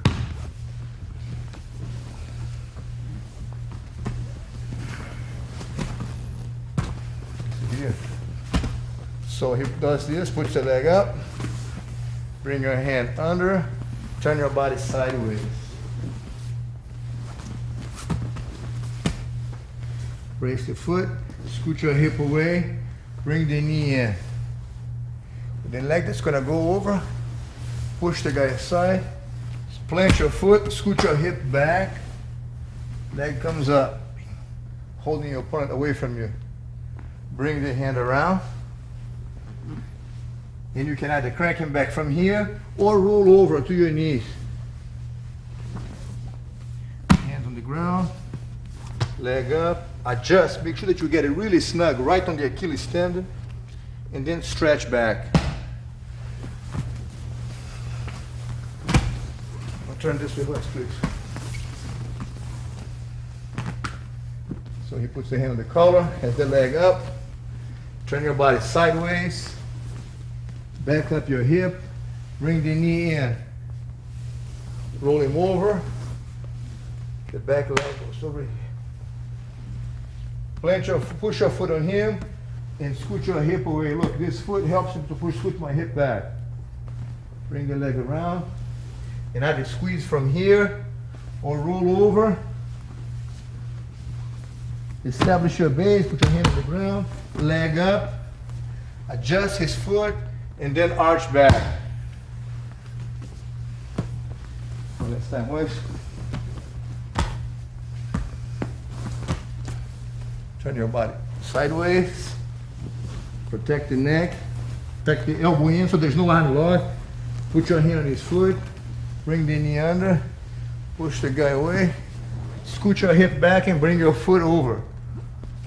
This hand goes around, securing the ankle, way down the Achilles tendon, and either stretch him back or roll over,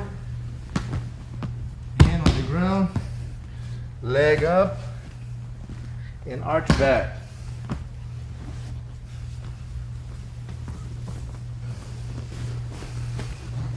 Remember, these techniques are very dangerous. Be protective to your partner. Thanks, Royce. Thank you.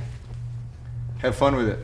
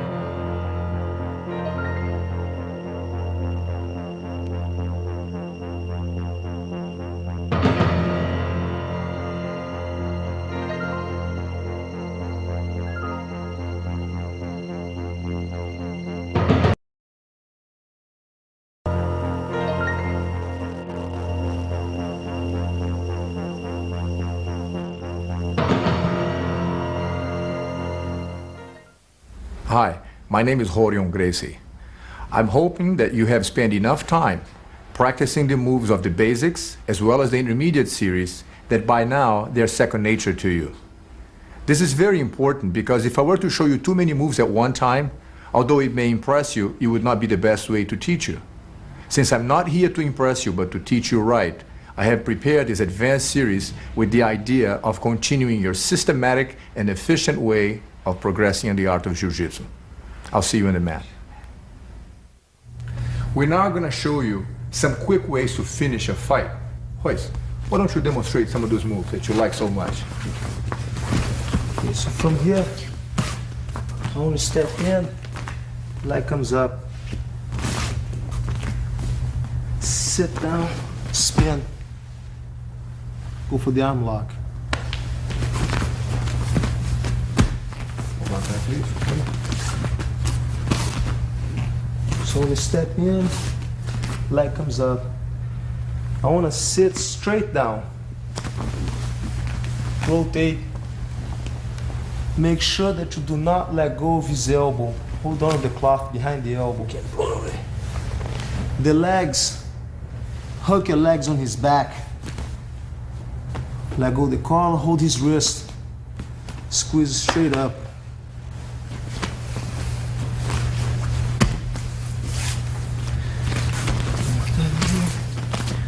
Step in, leg comes up, sit straight down. Make sure that you don't sit with your shoulders back so you don't bang your back on the ground. So I'm gonna sit straight down, rotate. Don't sit here, but climb up. Hold the wrist.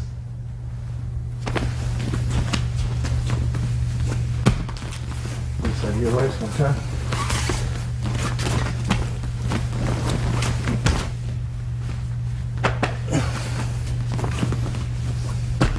That's something to say. 1, 2. Sit straight down, spin. The hand on the elbow stays on the elbow. So he can't pull away.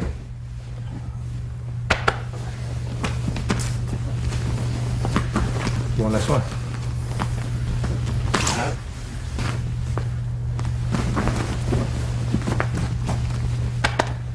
Okay. All right. Next move. Another arm lock. I might go for the hook. The leg here, try to throw him back. He might resist, taking me down. I want to sit down, bring the knee inside. Leg comes over. Just to get resist with it. So I'm gonna come in, try to take down. He resists. As I fall, make sure the knee don't come behind the elbow, but in front of the arm. Leg comes over. Again, keep my hip up. Don't let go of his elbow. Hook the leg on his back. Now the hand hold his wrist, and I squeeze it straight up.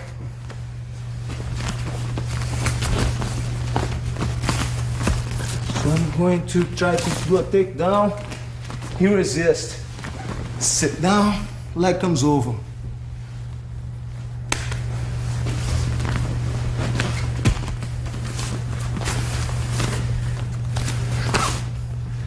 Of course, I don't want to do these moves from here. I back away from him. I need this space so I can step in, so I can set up. Sit down, spin. Hold the wrist. Wait, talk to me again about the space, Royce. What do you mean? If I do it from here, it's gonna feel awkward for me to sit down. Oh, there's not much space between Too the legs. close. So I need to back away a little bit. Now I step in. Shoot, sit down, catch.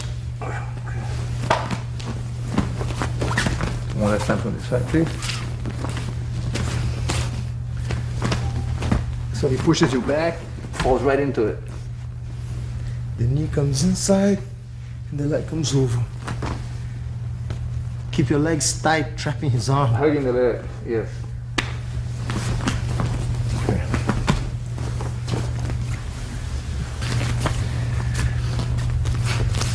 Now the arm lock here, very similar to the first one, is We walk around.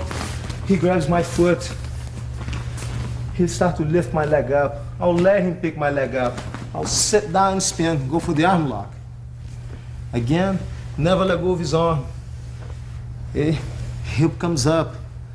Hook your legs on his back. So walking around, he pick up my foot. I'll sit down, go for the arm.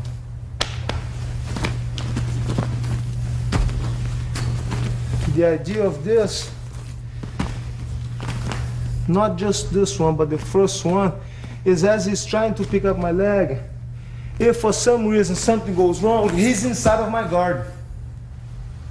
Okay? Yeah. As I'm sitting down, I always keep that in mind. If worst comes to worst, you still have the guy in your guard. It's not a dangerous move to try at all. If he gives me the arm, I'll take it.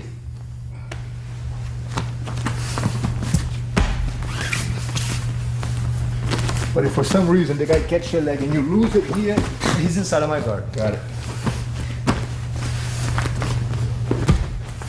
Same thing like the first one. When I step in and I sit down, if he comes with me, he's inside of my guard. It's not a dangerous move to try. Let's do the one catching the foot from this angle here, please. So if the guy dives in for the leg, lifts you up. I'm spinning.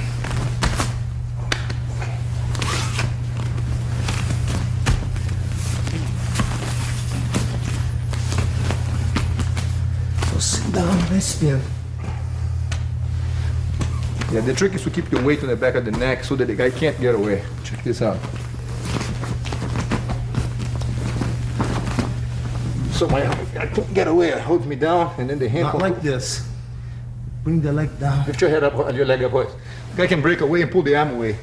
If you do this, oh, it's stuck. Hold the wrist. Right.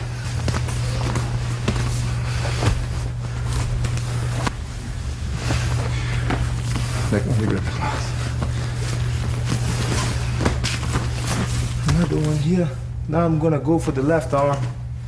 So I'll hold the cloth. Okay? So I'm gonna cross my hand. Again, I need the space. Step, leg comes up, sit down, spin.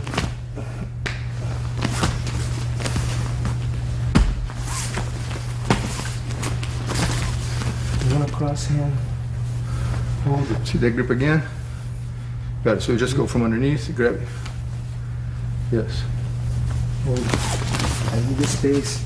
I step up one, leg comes up. Step up, leg comes up. Step, leg comes up. Sit down, spin. I can't pull the arm away because the arm is stuck in here. Again, clamp the legs on the neck. Yeah.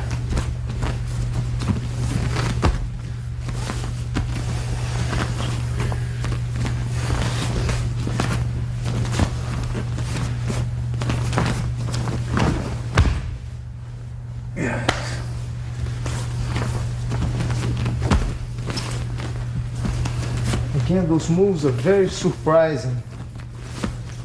Your opponent don't expect. You think that he's going on top of your guard, inside the guard, but last minute you pull an arm lock on him. Yeah.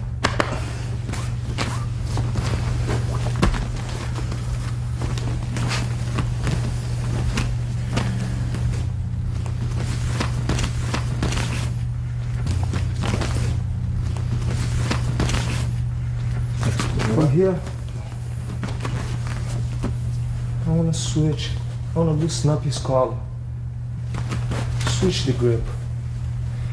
Don't make it uncomfortable on his neck, because you're telegraphing the move. Do not move away from it.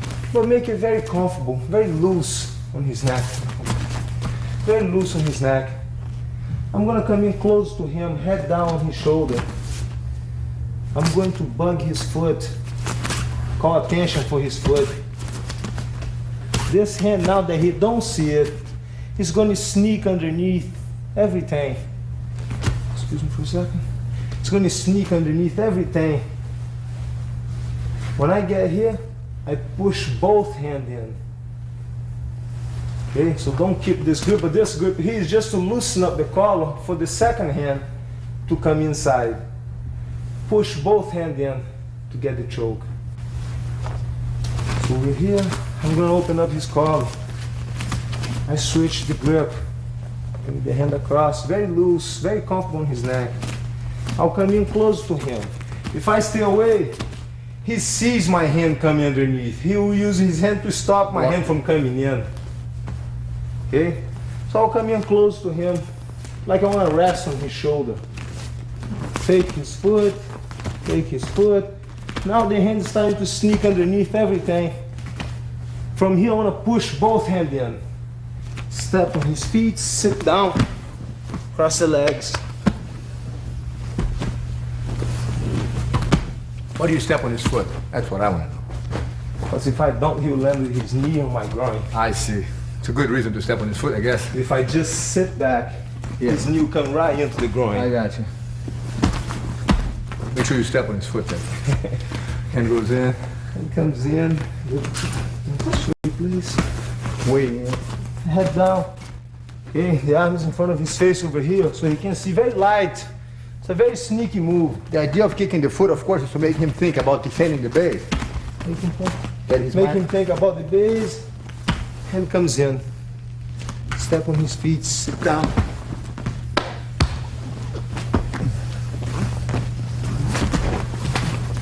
And of course, like we saw the choke before, turn your wrist. Yeah, with the blade. Squeeze it, bring him into your chest. I've seen plenty of the choke on the intermediate series, you know, they know that one. Good. Loosen up the collar, loosen up the collar. Make it comfortable on him. Head comes down. Take his foot, slide. Make it comfortable on him. Head comes down. Take his foot, slide the second hand underneath. Make sure to push both hands in. Step on his feet, sit down.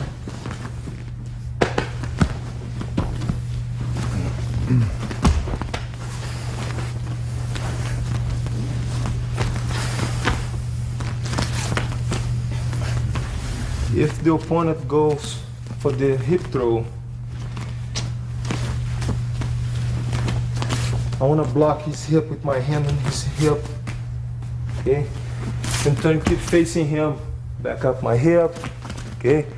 From here, one hand, give the collar to the other. First I block his hip so he can't get in for the throw. One hand, give the collar to the other. Don't pull the collar because it's going to be tight for me to get in. But instead, give the collar so my tongue can come in. Underneath his chin, don't squeeze across his head, but bring the elbow underneath his neck. Okay, so from here he decides to go for the hip throw. He comes around, I'll block his hip. Stay facing him. One hand, give the collar to the other. Push the collar up.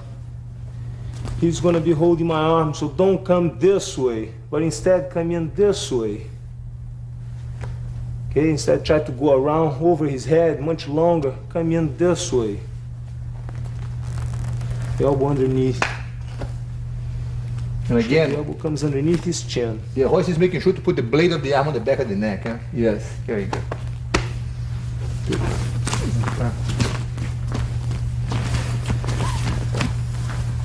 Throw, stop here.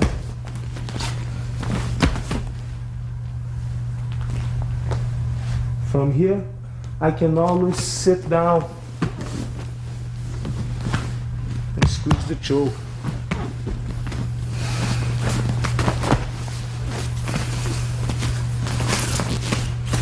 Go to the hip throw or block. Okay? One hand give the collar to the other. Feed the collar. Hand sneaks inside. Sit down, bring him inside your guard. Keep him close to you.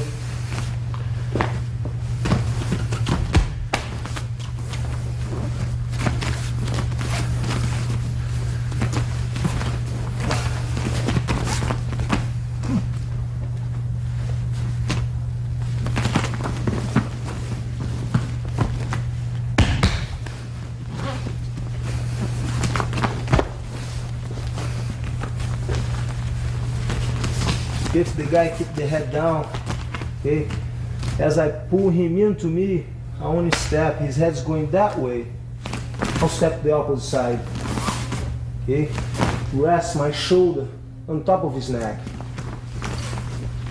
So from here, he's tired, he's keeping his head too low, I want to step into him and rest my shoulder on top of him. Now one hand, give the collar to the other hand. I want to bring the wrist underneath his neck. Hold his arm and squeeze it straight up. One more time, please. So from here, he's down. I want to step into him and pull him at the same time. Rest my shoulder on top of his neck. One hand, fix the collar to the other. Hold his arm. Squeeze it straight up.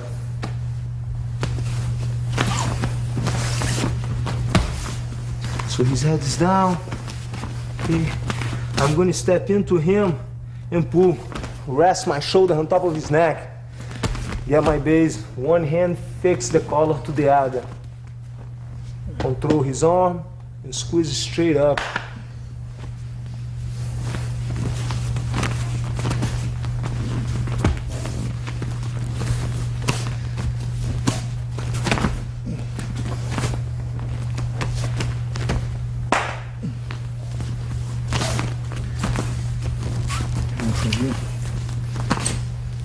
So from here, step in, rest on top of his neck, adjust my base, fix the collar, hold his arm, squeeze straight up.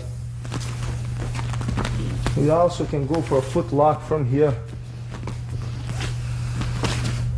I want to step in, inside of his leg.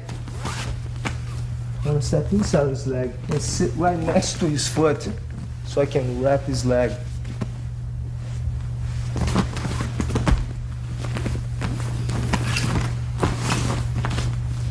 So from here, I want to step way inside of his leg and sit down right next to his foot.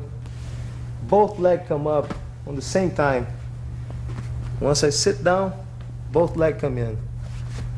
Okay? I'm going to start to push his knee to let him fall. Adjust the foot lock.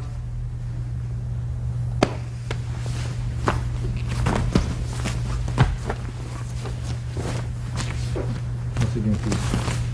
So from here, I need the distance. I'm going to step in. One. Shoot this leg inside. Okay. Sit down. Foot comes in, foot on his knee. As soon as I sit down, both legs come up. Start to push him down. Adjust his foot like we saw in the previous tape. Hold the wrist, hold the shin. Squeeze the foot.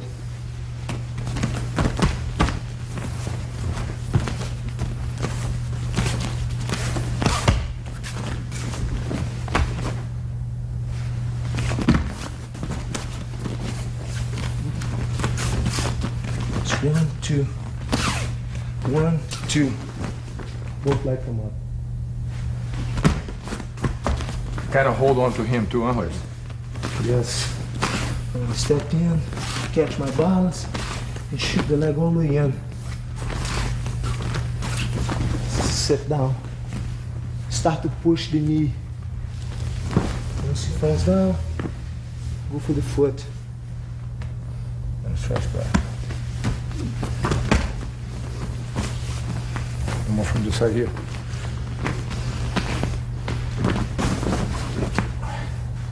Push the guy back. Yes.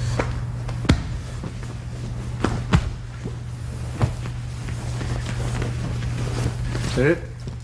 Why don't we do a review on these moves, Royce, at full speed, so that our friends at home can kind of double check and get a sense of how real this thing can work. Like I said, at full speed now. We'll do it from all the angles so that you can get a better grasp on what Royce is doing at this point. And the secret of those moves is set up. Okay, I'm not gonna be sitting here. Okay, 1, 2. Of course, when I practice, I'll start in slow motion. But now,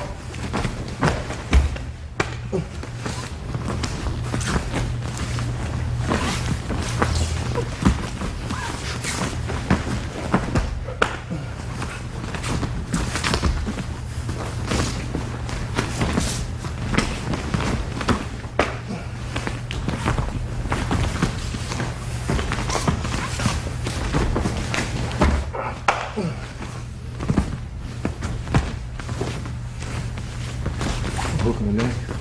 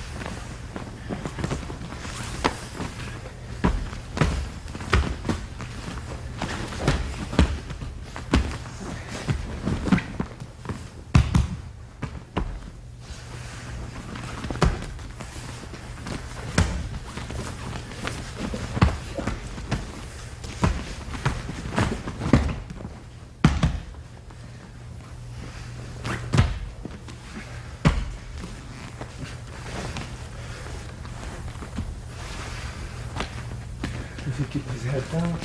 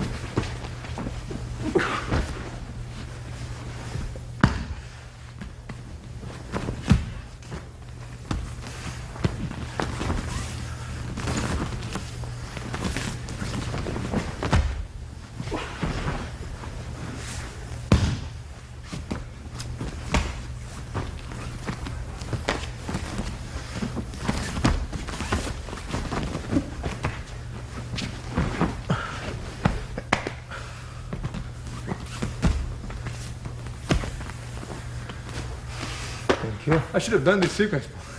Squeeze this guy a little bit. All right. Let's see a couple of moves now on the ground. Pois. What I think would be a good idea for us to do is, even though our friends at home are learning and practicing these moves more and more, I think it might be a good idea to let them get a taste of what's going through your mind and what's going through my mind as we execute the moves. So what you're saying is a strategy game. Correct. So this way you just don't do the move, but you actually can get a feel for at what time do we change minds as far as trying this plan versus that plan, you know, that kind of thing. Why don't we start, Royce, first with you laying down. And I'll be here. And let me remind you once again that this stuff is like a chess game. Every move has a counter move. So every time I'm planning or positioning myself to try something, Royce can feel my body shifting from one adjustment, from one snug grip to another. And he should be adjusting his body so they can keep up with the same, in the same line of what I'm trying to do. The difference between a person that knows what's going on to a person that you might fight on the street that has no idea is that it's very obvious you can just go for what you want and there's no defense and you just win the fight every time. But if the person speaks, quote, the same language, he knows what you're talking about, so the more experienced he is, the more he's going to become sensitive to your positions. Every adjustment that you make, everything counts. So what I'm going to attempt to do with Royce here, we're going to do now, is to demonstrate to you exactly at what point he identifies what I want to do, therefore changing gears to another position along with me, okay? So Royce, at any time that you're going to decide to move in any direction, you want to make a comment so that your friends at home, our friends at home, can kind of grasp when do you understand what I want. Okay, so the first thing I do is that I mount on Royce. I'm here. I'm gonna keep my elbows down and wait to see what's your plan. By keeping the elbows here, he makes me slightly uncomfortable, because if he's not aware of the elbows, as we talked about in the past, it allows me to move my knees up a little bit, now preventing him from potentially using the elbow escape later on if the chance happens. Therefore, the elbows here are very important. Makes me a little bit uncomfortable because I know that anytime he bucks the hip up, I'm gonna need my hands for balance. I'm gonna sit down and wait for your move. I could try to escape, but it would be much harder, because then you play defense, so it's easier for me to escape if I wait for you to commit yourself to something. So from every move that I might try against Royce, he has something on his mind that he wants to do to counter that, all right? So he's got the elbows, he's gonna be waiting for my attack. I can't go and accomplish victory without exposing myself from being taken away, from being taken out of this position. So he knows that. It's impossible. There's no such a thing as an attack that is so efficient that the opponent has no opportunity to counter that, just like a chess game. Maybe he doesn't know what to do, then I just go in and win the fight, just like playing chess against a person who doesn't know. But the mathematics, the science of the art itself will enable the opponent to counter. So two guys at the same level, there will be a draw, because every time I try something, he counters it and so on. So once Royce has this, I'm gonna put my hand on the collar, knowing that if I stay too straight, it'd be easy for him to roll me out. I feel that. So I'm gonna slightly lean my way to this side, and I might even, because I know that he has an idea of what Jiu-Jitsu is about, I might even put this leg up to prevent him from taking me that way, as we talked about a little bit earlier in the previous tape. So now I have the leg up, Royce. First thing, when you put the hand on the collar, I want to hide the second collar, put my chin on top. Hold your arm. Why are you doing this? So it's delay your choke. I see. So what you're doing this, I don't have access to the When you go quad. for the choke, it's harder. Instead, leave the collar open, that your hand goes right in. So first thing I gotta do is play the good defense over here. Okay. You put your leg up. If you keep your leg down, I would flip you that way. Right. You put your leg up. If you come with a choke, I'm gonna flip you back. That way, because your weight is over there. Right. My arm is trapped. You'll be rolling the guy this way. But your hands is not here. Yeah. So my move, I'm gonna have to bring my hand underneath and turn on my side. Already, Already assuming that you're gonna come for the choke. Wait, Royce, give me a chance. As you turn to the side, my first thought is I want to make sure that if he doesn't know this, I'm going to bring my hand. When he turns, I'm already thinking he's going to turn sideways, I'm going to bring my hand here. So that's what Royce is saying. He keeps the head down and blocks the hole, so I can't go with this. In other words, he's reading my mind. When he turns sideways, he's already protecting himself from getting choked. So of course I'm going to think about bringing this arm under here, because if there's a little tiny space on that arm, I'm going to go through with this, use the hand to feed the collar, put the hand on the ground, and then go for the arm lock, which is not what Royce wants. However, if we do get this far, he can again get a hold of the cloth, secure the arm, and then with the hand push my leg away, try something like this, and then get up and move on to the next move. There he is. Okay, let's go back for a second.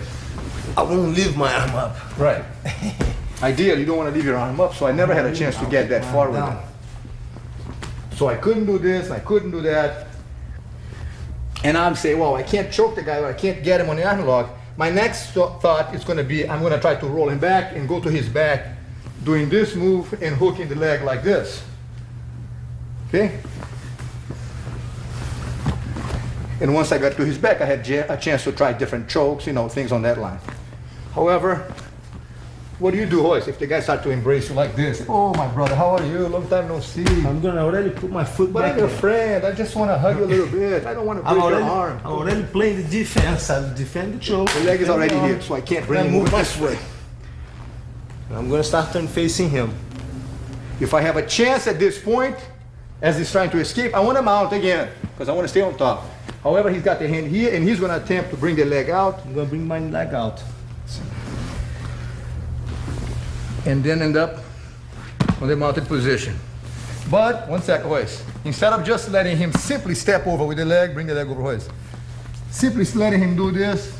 Now that I'm here, I'm telling myself, gosh, he's got himself a top position. I don't want to just put the leg down and facilitate that move.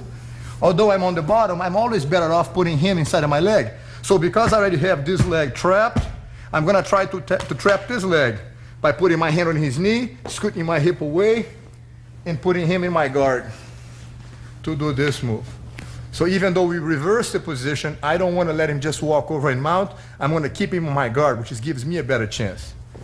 So now Royce is in my guard like this. Excuse me for a second. You're gonna attempt to put me inside your guard. Of course. I'm going to try to do this. I'm gonna lay down across. Put my leg up. Come this way, please. And put my leg up over here. Bring my knee snug next to your hip. So you can't put me inside your guard so easy. That's right. So sometimes you might be able to push this leg back, take your leg out, Royce, and get to this. I'm gonna get across the side. So what do you want to do now, Royce? Now, if you give me arm, I'll go for the arm lock. Oh, that's right. We saw this one. And we also saw this one here. I'll hold the collar Go around, Royce. and walk our hand on the floor, walk around to your head. Turn you over, knee behind your back, leg up, knee on the ribs, sit down, go for the arm lock. All right.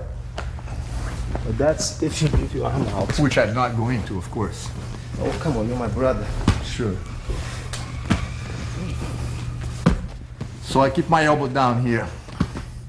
So, Or my hand under. if I don't have the arm, I don't have the arm. If you lift your head up, I'll be watching that too. I'll come in, hold the collar, step over, go for the choke. That's if I lift my head up, which will never happen. So in that case, I guess you have to try to mount. Please. I'll be turning sideways and I'll step over. Like what? I have an option of stepping over or sliding the knee through. I can slide the knee through this way or step over. Yeah, except, turn this way a little bit, Royce. When you step over like this, back up the leg again, please. When you step over with that leg, go ahead. That's the time for me and everybody else at home who has practiced this move, roll you back this way. Putting me on the guard instead of having this kind of guy mounted on you. It's the last thing you want. So now I'm on his guard. I'll put one hand on the collar. That will be my first move. Okay, and I'll be blocking the arm so he doesn't have access to the choke as we talked about before. So I block the arm here. Okay, and I put my leg up. Stop right there. Yes, Royce. Now it's my turn to move. Yes. You do a move, I do one move. All right, go ahead. From here, I can always uncross my legs, scoot the hip away, get ready for the sweep, and mount. And of course, if the person, when falls down, go for the choke Royce for a second. Some guys are gonna panic here, unfortunately, which give you a chance for the arm lock. But I'm not gonna do that, don't worry. Cross your legs again. So when you get to this position here, knowing that he might sweep me, I'm gonna get the leg up and lean to the other side. Start bringing my hand inside this way. Lowering my shoulder. Stop right there. Yeah. Now what? My turn. Now what? I'll be thinking about the triangle. Scoot the hip away. Lock. Both hands on the head. Squeeze. That's right, that's a good thought. Right here. So when I get to this, I better feel the collar and keep my head away from you. So I can't lock So the that you leg. can't really bring the leg around and lock it. Yeah. Gotcha. So use the elbow. My elbow's Head trapped in up. here, the head is up. I'm okay now. From here, I'm gonna put the back leg up, walk around, put the elbow on the ground, and lay across the side. Now instead of swinging from here, simply stepping the leg over, which gives you a chance to roll me back, I'm gonna do a different approach. I'm gonna put my leg straight back and slide my knee over the stomach.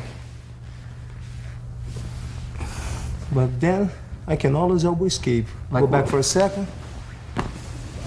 If you sit down, I'll hold your hip. Get myself ready to buckle you back. But if you lay down flat and you start to get ready to slide your knee, my elbow is already blocking your knee. My knee is flat on the ground, ready to come underneath your leg. So as you mount, I elbow escape on this side. Trap your leg. And I'm going to climb up all the way to your back. Hold your wrist. Start to climb up to your back over here. Because now I have this choke and I have the collar choke right here. I got you. However, once again, please. Down a bit more. When you do this, if you go to my back, go ahead. I don't want to just wait for you to go for the choke. So it's best for me, it gives me more space to do something if I'm not squeezed between you and the ground. So if you get this position here, as I roll, I'm gonna turn this way please a little bit. I wanna be here, keeping my hand up, controlling the arm. So when you bring that hand under, Well, but I have the choke over here. no, you don't have the choke, you have one hand on the I got collar. one hand on the collar. Yeah, one And hand. you're on the wrong side. I know, but if I'm on this side here, and I can't go back that way because you have the weight, I'm now gonna grow up both hands like this, look at you, and using my feet, pull my body underneath to go this way to get to this. I thought it was a checkmate, but hold on. Go back for a second, please. Okay, I'm on your back here. That's if I fall to that side, You just turn into that. and I do this.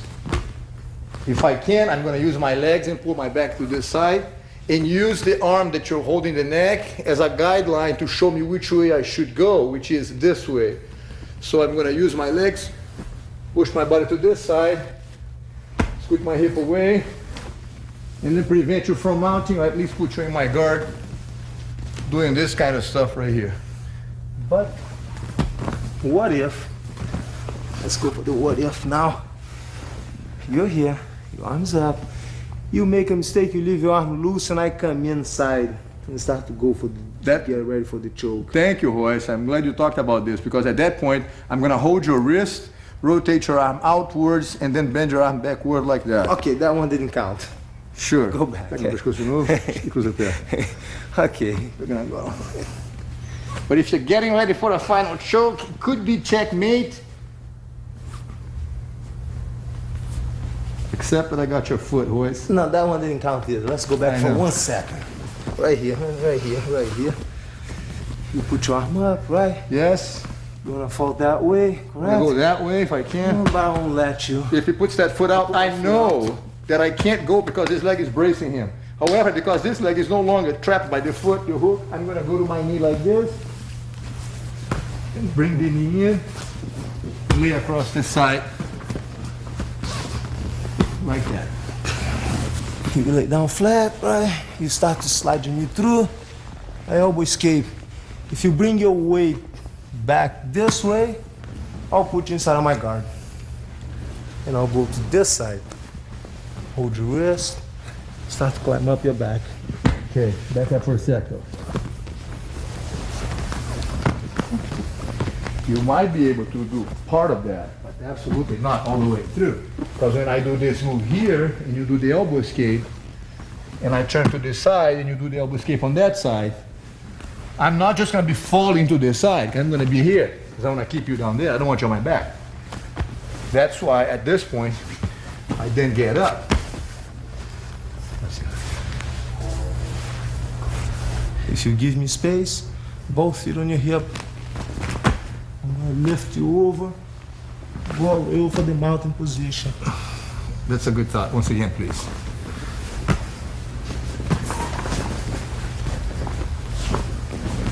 So by the time I get here, we have to make sure to keep this really trapped snug so that he can't push me back. Now he tries to push me back this way here, but you have to bring your knees in. Push the guy back, yes. But I'm gonna compensate by not falling back, because if I just stay like this and he pushes me back, he could take me back that way and then end up on top of me. But if I'm here, push me back, Royce, that's when I control with this hand my balance so I don't fall back. And one hand goes way back. Now this hand lets go of the double collar. Feed the collar to the other hand way in. Put your knee on the ground. Stay really close to him. Straighten your leg back and put your elbow on the ground.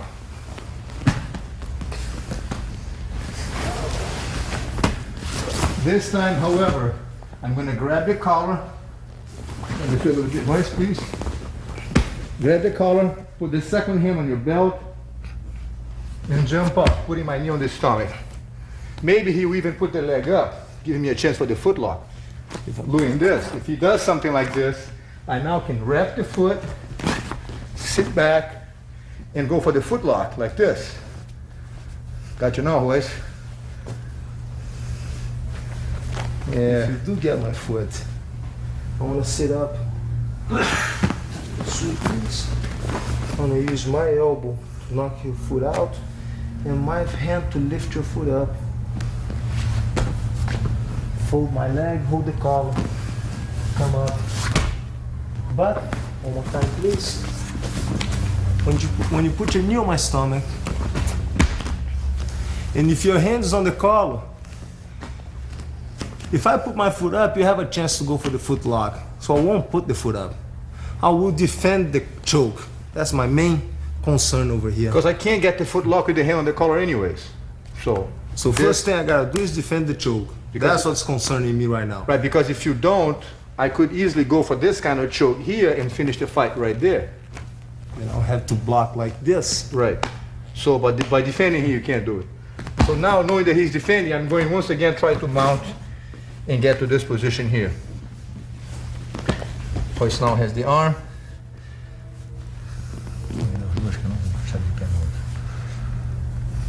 Go, Royce. He does his move, takes the guy to that side. Now he's in here.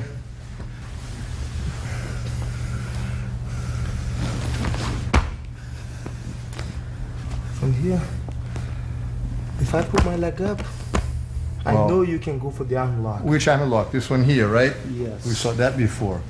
And then go for the arm lock right here. Okay.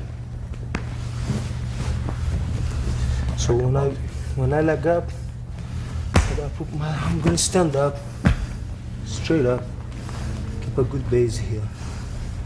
Okay? You holding on. I'm holding on here because I'd like to do this, but there's not enough distance. Can't get you in the choke.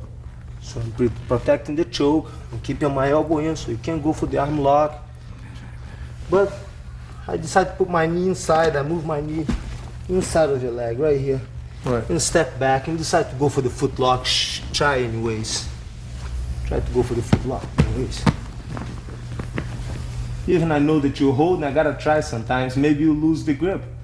Maybe I lose, maybe I won't. Sometimes what could happen though, when you put your foot here like this and going for the foot lock, is that I could try also to get your foot.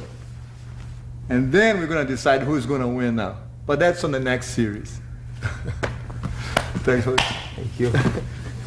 My friends, once again, I can't tell you how important it is to continue practicing these techniques slowly, fluidly, and just allowing your partner to go through every move. The idea is the repetition and the continuous, smoothly ironing out and just kind of smoothing the ball. As the more you do it, the more comfortable you're going to get. Have fun with the moves, and me and Royce are going to be seeing you around soon. Take care, huh? Later, Royce. Good job. Thank you.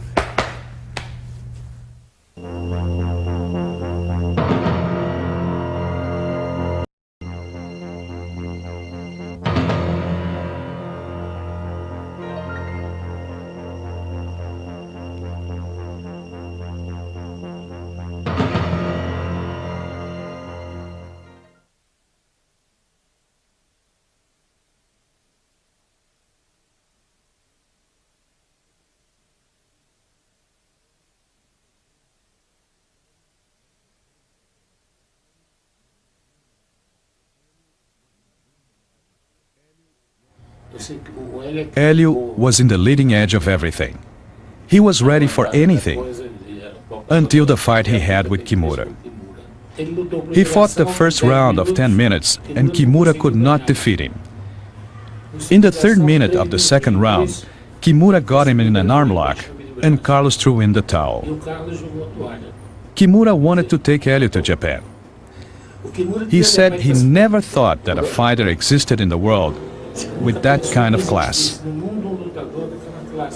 It was Hélio. He was the kingpin. The creator of Brazilian Jiu-Jitsu? Man, as far as I know, I am the creator. Give me a break. Some people say that Carlos Gracie introduced Jiu-Jitsu to Brazil. It wasn't Carlos Gracie who introduced it. The introduction of Jiu-Jitsu in Brazil was done by Count Koma, Maeda Koma, a Japanese man who during a tour around the world stopped in Pará, Belém do Pará, and settled over there as a chief of a Japanese immigration colony. He developed a relationship with my father, who had influence with politicians. And with that story of Jiu-Jitsu being good, my brother Carlos was part of a group of students that the Japanese had. In other words, Carlos was a student of Count Koma. With the passing of time, my father, after the death of my grandfather, came to Rio de Janeiro. Carlos came along and he did not have a specific profession. To his friends, however, he would say Jiu-Jitsu was a very efficient art that could do this and that. He got a group of friends from the Bank of Brazil and started teaching them classes.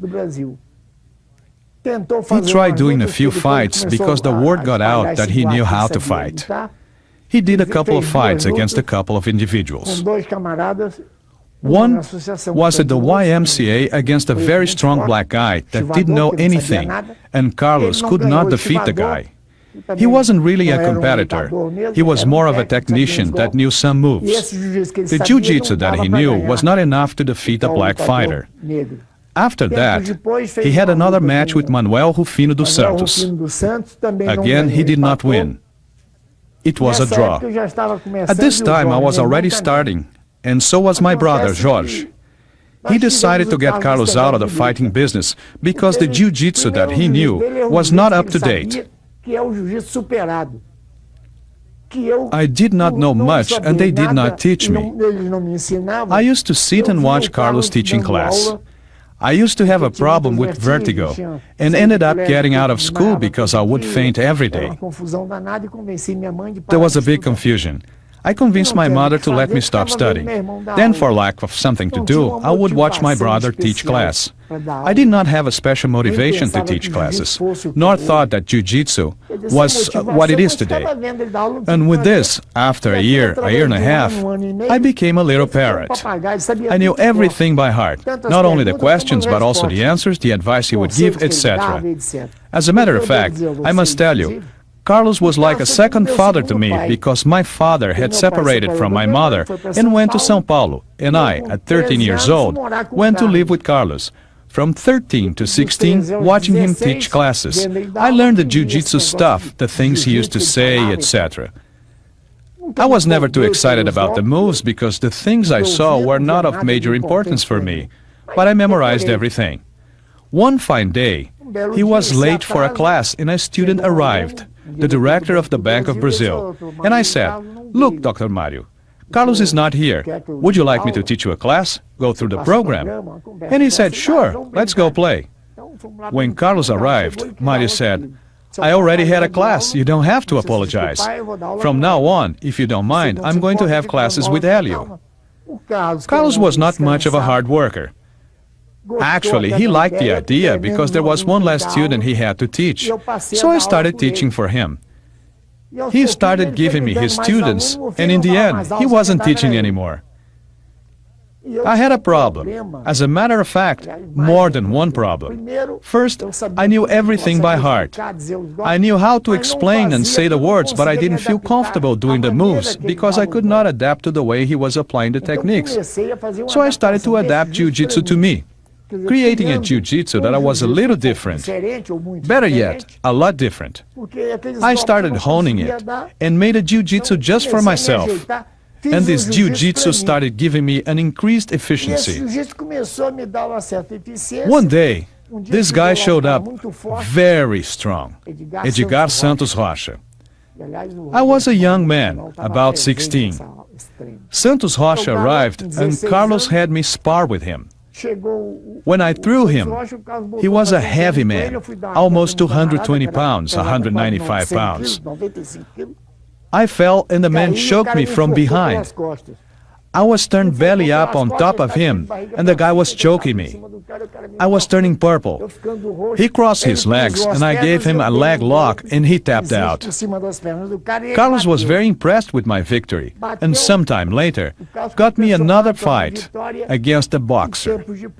And that's how I started my fighting career. Then Carlos got married to a young woman who became the mother of Carlson, Robson, all this little group that I raised. At this time, Carlos was not even wearing a gi anymore, except to introduce me in public. He became my public relations, my manager. From that point on, I kept honing my technique that today is the one that dominates the world. And my son, Rorion, with the UFC in the United States, which gave our system tremendous publicity so that the whole world now wants to learn Jiu-Jitsu. And everybody in Brazil wants to move to the United States to sleep in the bed that Rorion has made. Carlos was my manager. And he knew I did not like to tap out. He told me, "I will only allow you to fight Kimura if you promise that if he catches you with a good move, you will tap out." I agreed. If he caught me with a good move, I would tap out. Although he knew I did not like the idea of tapping out. Somewhere in the middle of the fight, during the second round, Kimura was able to catch me sideways. He was very strong, because we fought for about a round and a half, and in the second round he got me sideways, almost on my back, and crossed both legs above my waist. He was choking my neck and I was blocking with one hand. With his leg, he was squeezing my ribs. With this pressure, I could not breathe. I wanted to breathe, but my lungs could not expand. I felt I was going to pass out because I couldn't breathe, and I remembered the promise I made. And I thought to myself, this is not a good technique. I'm not going to tap. If it was a clean move, like an arm lock or a choke, I would tap out. but it's not. I decided not to tap and then I passed out.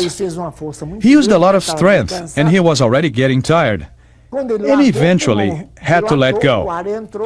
When released, my lungs inhaled. I was able to breathe and woke up. When I woke up, he was already mounted on top of me and complimenting me, "You're good." I didn't say a word, kept defending myself, and he attacked. The fight went on. Then he caught me in an arm lock, the same one it felt like he had caught me in about 10 or 15 times. And I had been able to escape, but I was already getting tired. And Carlos worried that I might not tap with this arm lock. Carlos threw in the towel. At the time, I decided not to tap because that was not a clean technique. I was embarrassed to say that I tapped because of some pressure on my tummy.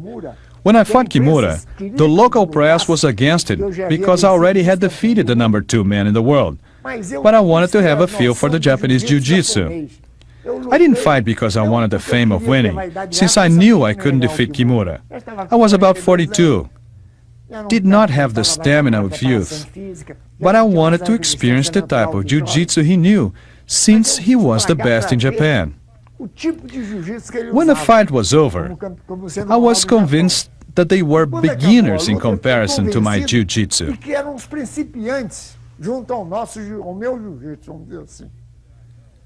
This Jiu-Jitsu that I know enables me to say that anyone who does it as I do, or as my sons do it, cannot be beaten unless by accident. If tomorrow there's a fight against Mike Tyson or Holyfield out of 100 fights, you can lose 1 or 2, but you win 98 or 99. I challenge Joe Louis. Let's say he hits me with 1 punch in my back. He would throw me 60 feet away. But the certainty that he would not hit me moved me to challenge him, and he would not accept this fight. So in order to beat us, either you have to know our Jiu-Jitsu, the Jiu-Jitsu I adapted, or hope for an accident. There is no way that the Boxing Federation would ever permit a fight. It's not that a top boxer wouldn't fight, because to get to the top, he has to be courageous and efficient. So, the reason is not that they would be afraid. Due to the tremendous popularity of no-holds-barred fighting, if boxing steps in and loses, its prestige will lose 80% in popularity, and boxing is a huge source of income. There's absolutely no way they would permit this. That's why in the United States there is a huge campaign against no-holds-barred events, due to the tremendous amount of interest in no-holds-barred fighting in general. It is so big that they are afraid that this success could surpass the popularity that boxing has as a sport. I still teach classes, and it's not just anybody who can make me tap. You know, I'll give a lot of people headaches. The Jiu-Jitsu that I developed was not a sport for competition. I was never a competitor. I was always a wimp, a weak man weighing 140 pounds. I never had the physical attributes to develop a sport for competition. Every competitor is an athlete. I'm no athlete.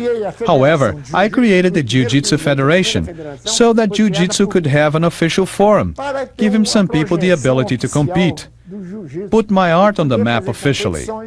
My Jiu-Jitsu, however, is an art of self-defense. It's for the real street fights. It's to protect the individual, the older man, the weak, the child, the lady and the young woman from being dominated and getting hurt by some bum because they don't have the physical attributes to defend themselves like I never had. Therefore, I developed a Jiu-Jitsu that would focus on physical efficiency for self-defense. Brazil is the world center for Jiu-Jitsu champions. All the best Jiu-Jitsu fighters in the world are Brazilians. In addition to my sons, who are better than all the others, We have lots of good fighters here in Brazil who can go all over the world with the jiu-jitsu they know, and they are going to defeat everybody.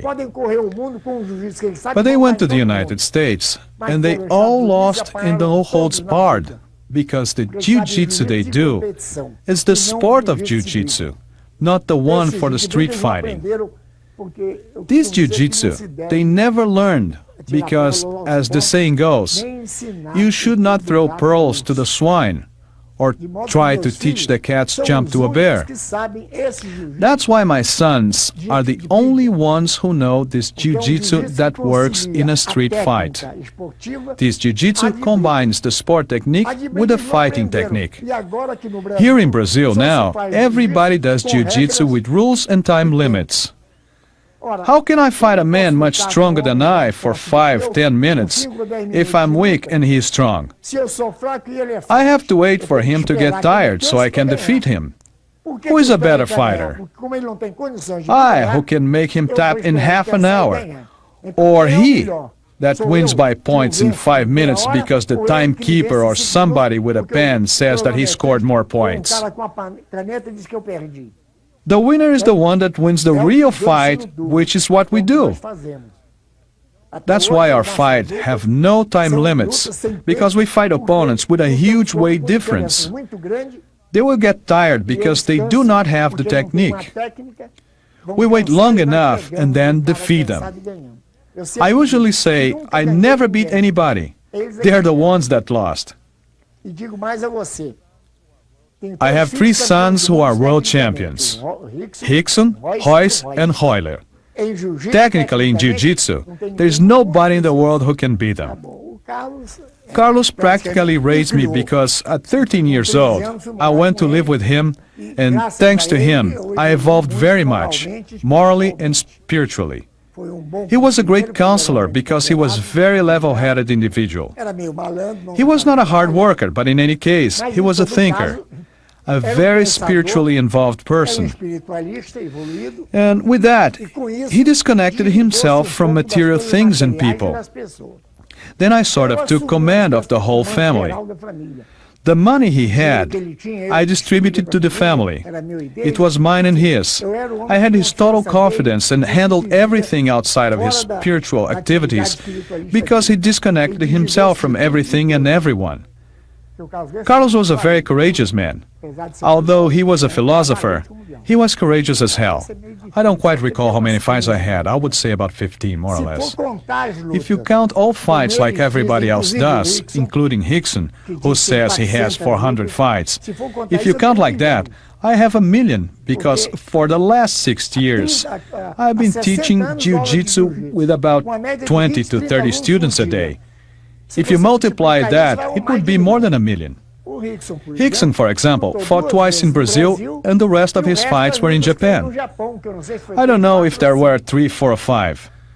The rest that everybody likes to count that adds to 400 or 500 are tournament matches, amateur fights, little kids' plays, and I don't count those as fights. The guys are starving in Brazil, and Royce and Rorion open a fabulous door, which are the doors to the United States, where for everybody, minimum wage is about 1,000 or 2,000. Here, it's 100. Anybody who's starving goes over there, and even panhandling can make the salary you can make in Brazil. So this invasion that is moving to the United States is natural, because Brazilians, as you know, are very tricky. They always want to take advantage of everything. With this idea, any way they can leech on, they will. And Rorion, with this tournament that he did, the UFC, and Royce's victories, and now Rickson, gave a lot of publicity for our Jiu-Jitsu. I say our, because what I learned from Carlos Gracie was the Japanese version. This, for me, doesn't count. It served as a basis for me to use as a guideline. But the Jiu-Jitsu that revolutionized the world is the Jiu-Jitsu that I and my sons practice. And Rorion has the world's biggest academy in the United States. And there is the Jiu-Jitsu that I like, that I want, and that I created. So everybody wants to go over there. It's only natural. They're starving here. They go over there and open up a school, and with the desire the whole world has to learn Jiu-Jitsu. What's happening is that anybody who gets there and puts Jiu-Jitsu over their door will generate a lot of curiosity. Everybody's going to try to learn, even if the Jiu-Jitsu is not good, but they're going to test it. So they're testing every kind of Jiu-Jitsu because they want to get where we are. And thank God, they're never going to get there. Everybody now is selling red belts, blue belts, all kinds of degrees and selling certificates. Didn't you see Carlson's son is selling a certificate in the United States? To anyone who buys 4 or 5 of his tapes, he'll give a certificate as an instructor. What else do you want? Is there a bigger con artist than this? And he's a Gracie, son of Carlson Gracie, and they're selling it. The American people who are innocent are excited with the work that Rorion has done with Jiu-Jitsu, and buy this stuff, think they are going to learn with it. They're actually doing a job in a way good for us, because they are teaching it wrong, and people that learn that way are never going to get where we are. If you look at it this way, it's good. But this kind of dishonesty, I do not approve of. I already elected Rorion my representative in all areas. Not only because he's my oldest son, but because he's the one who is more dedicated to Jiu-Jitsu for what Jiu-Jitsu is and the way I like it. He's a level-headed man, and sometimes people call him radical. But I'm more radical than he is. As a matter of fact, I think he's very tolerant. There are things he does that I would not do. But anyway, he's the only man that follows my guidelines the way I want, and that makes me happy. So I elected him a while back, the only individual who can certify instructors while I'm alive and after I die. To the decent citizen, to the executive, to children, to women, and to every weak individual who wants to learn self-defense or martial arts, we will teach everything we know. We will teach everything I know in 50 classes. All you have to do is pay the price and commit to the learning. Let's not confuse this student with those presumptuous ones who want to become teachers, because my own sons, who were born with me and since 3 years old have been doing Jiu-Jitsu, only got their certificates after practicing their teaching skill for 10 years. Now an individual comes by my academy, spends 5 or 6 months or a year, and then leaves calling himself a Jiu-Jitsu teacher. There's no way. Because for me, the instructor's skill is not the learning of the movements. It's in the philosophy behind the movements. In Brazil, unfortunately, it's very difficult to find someone with the morals that I expect to become an instructor at my academy. That's the problem. Jiu-Jitsu in Brazil was only learned through me, because Carlos Gracie never put a gi on to teach class to anyone, especially to his sons. When his children were born, I was already teaching classes instead of him, better than him, and not one of them learned from him. So this is the deal. To know Jiu-Jitsu is one thing. Be able to pass it on is another. I wish the children of Carlos were able to put up with my radical approach and my demanding, exaggerated, and honest way of working. For convenience and other reasons, as time went by, they moved on and opened their own schools, teaching their own way. If they could not keep up with me, with my working habits, my way of thinking, imagine everyone else. Royce, who said that the best in the family was my youngest daughter because she could get anything out of me while the others couldn't. Every teacher of Jiu-Jitsu that does not have my certificate is not a Jiu-Jitsu teacher, because I know that they do not teach the stand-up self-defense, either because they don't know it or because they think it's too much work. The ones in the United States should continue with Rorion and his academy, because they are not going to find anywhere else what they can find there. I owe everything to Jiu-Jitsu. I was a weak kid, temperamental, nervous, and with complexes. I couldn't stand for someone to even look at me on the street. I wanted to be courageous, and I thought that to be courageous, I shouldn't be afraid to fight. What happened is that when I learned Jiu-Jitsu, I stopped fighting. I learned to believe in myself and became a more tolerant kid. I'm apparently a tolerant man because the self-control that Jiu-Jitsu gave me was such that today I come across as a saint. When the people start to compliment me very much, I usually tell them that I'm the worst individual that I've ever met. I'm like the devil. I have all the bad qualities that you can imagine. But thanks to Jiu-Jitsu, to the confidence that it instilled in me, I believe in myself so much that I think it would be unfair for me to even raise my voice to someone. Because the sense of security is so great that I think it would be unfair to take advantage of it. So, Jiu-Jitsu changed me morally and emotionally in so many different ways that my gratitude to Jiu-Jitsu is tremendous. That is why I'm a fanatic for it, and I love my students because when I teach, I fulfill myself through my student. I want to see him just like me, morally and physically. Because what you see sometimes is an individual that considers himself courageous, fighting and beating people up, while for me, every person that fights all the time is a coward. He is afraid. He is insecure. That's why he fights. Because a man at peace, confident, with or without Jiu-Jitsu, with or without the strength, when he is confident in himself morally, he dominates the adversary with his moral strength, not with his physical power.